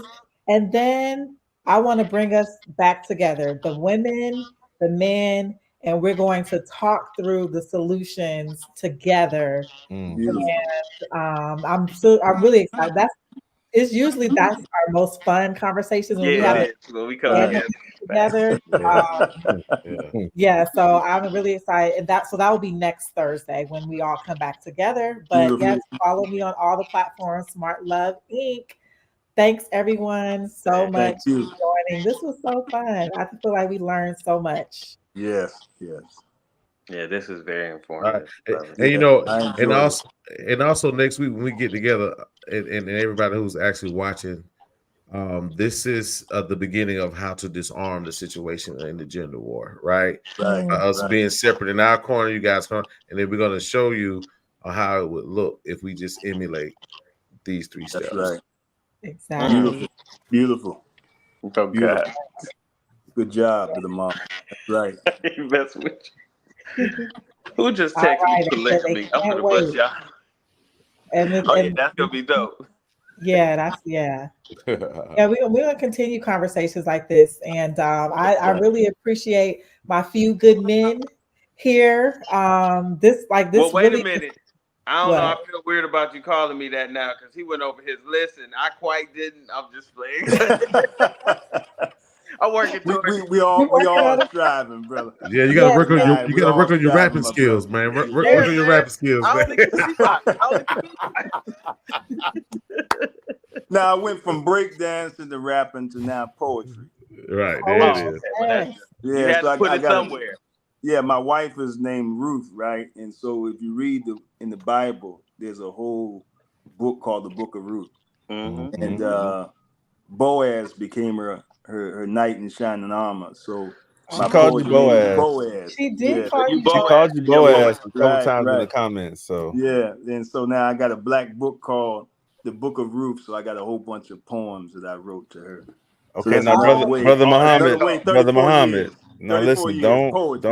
don't get too romantic tonight and be on number 10. Now this This man no, crazy. you saying He romantic stuff said to your wife after on the after chat. Well, You we know, about to celebrate our 34th anniversary, brother. You know. oh, it's lovely. It's about oh, to that's amazing. That's I love it. amazing. that's I love it. beautiful, I bro. love it. Yeah. We Congratulations. can't Make sure wait. I get an invite to the anniversary party. I would love to see everybody.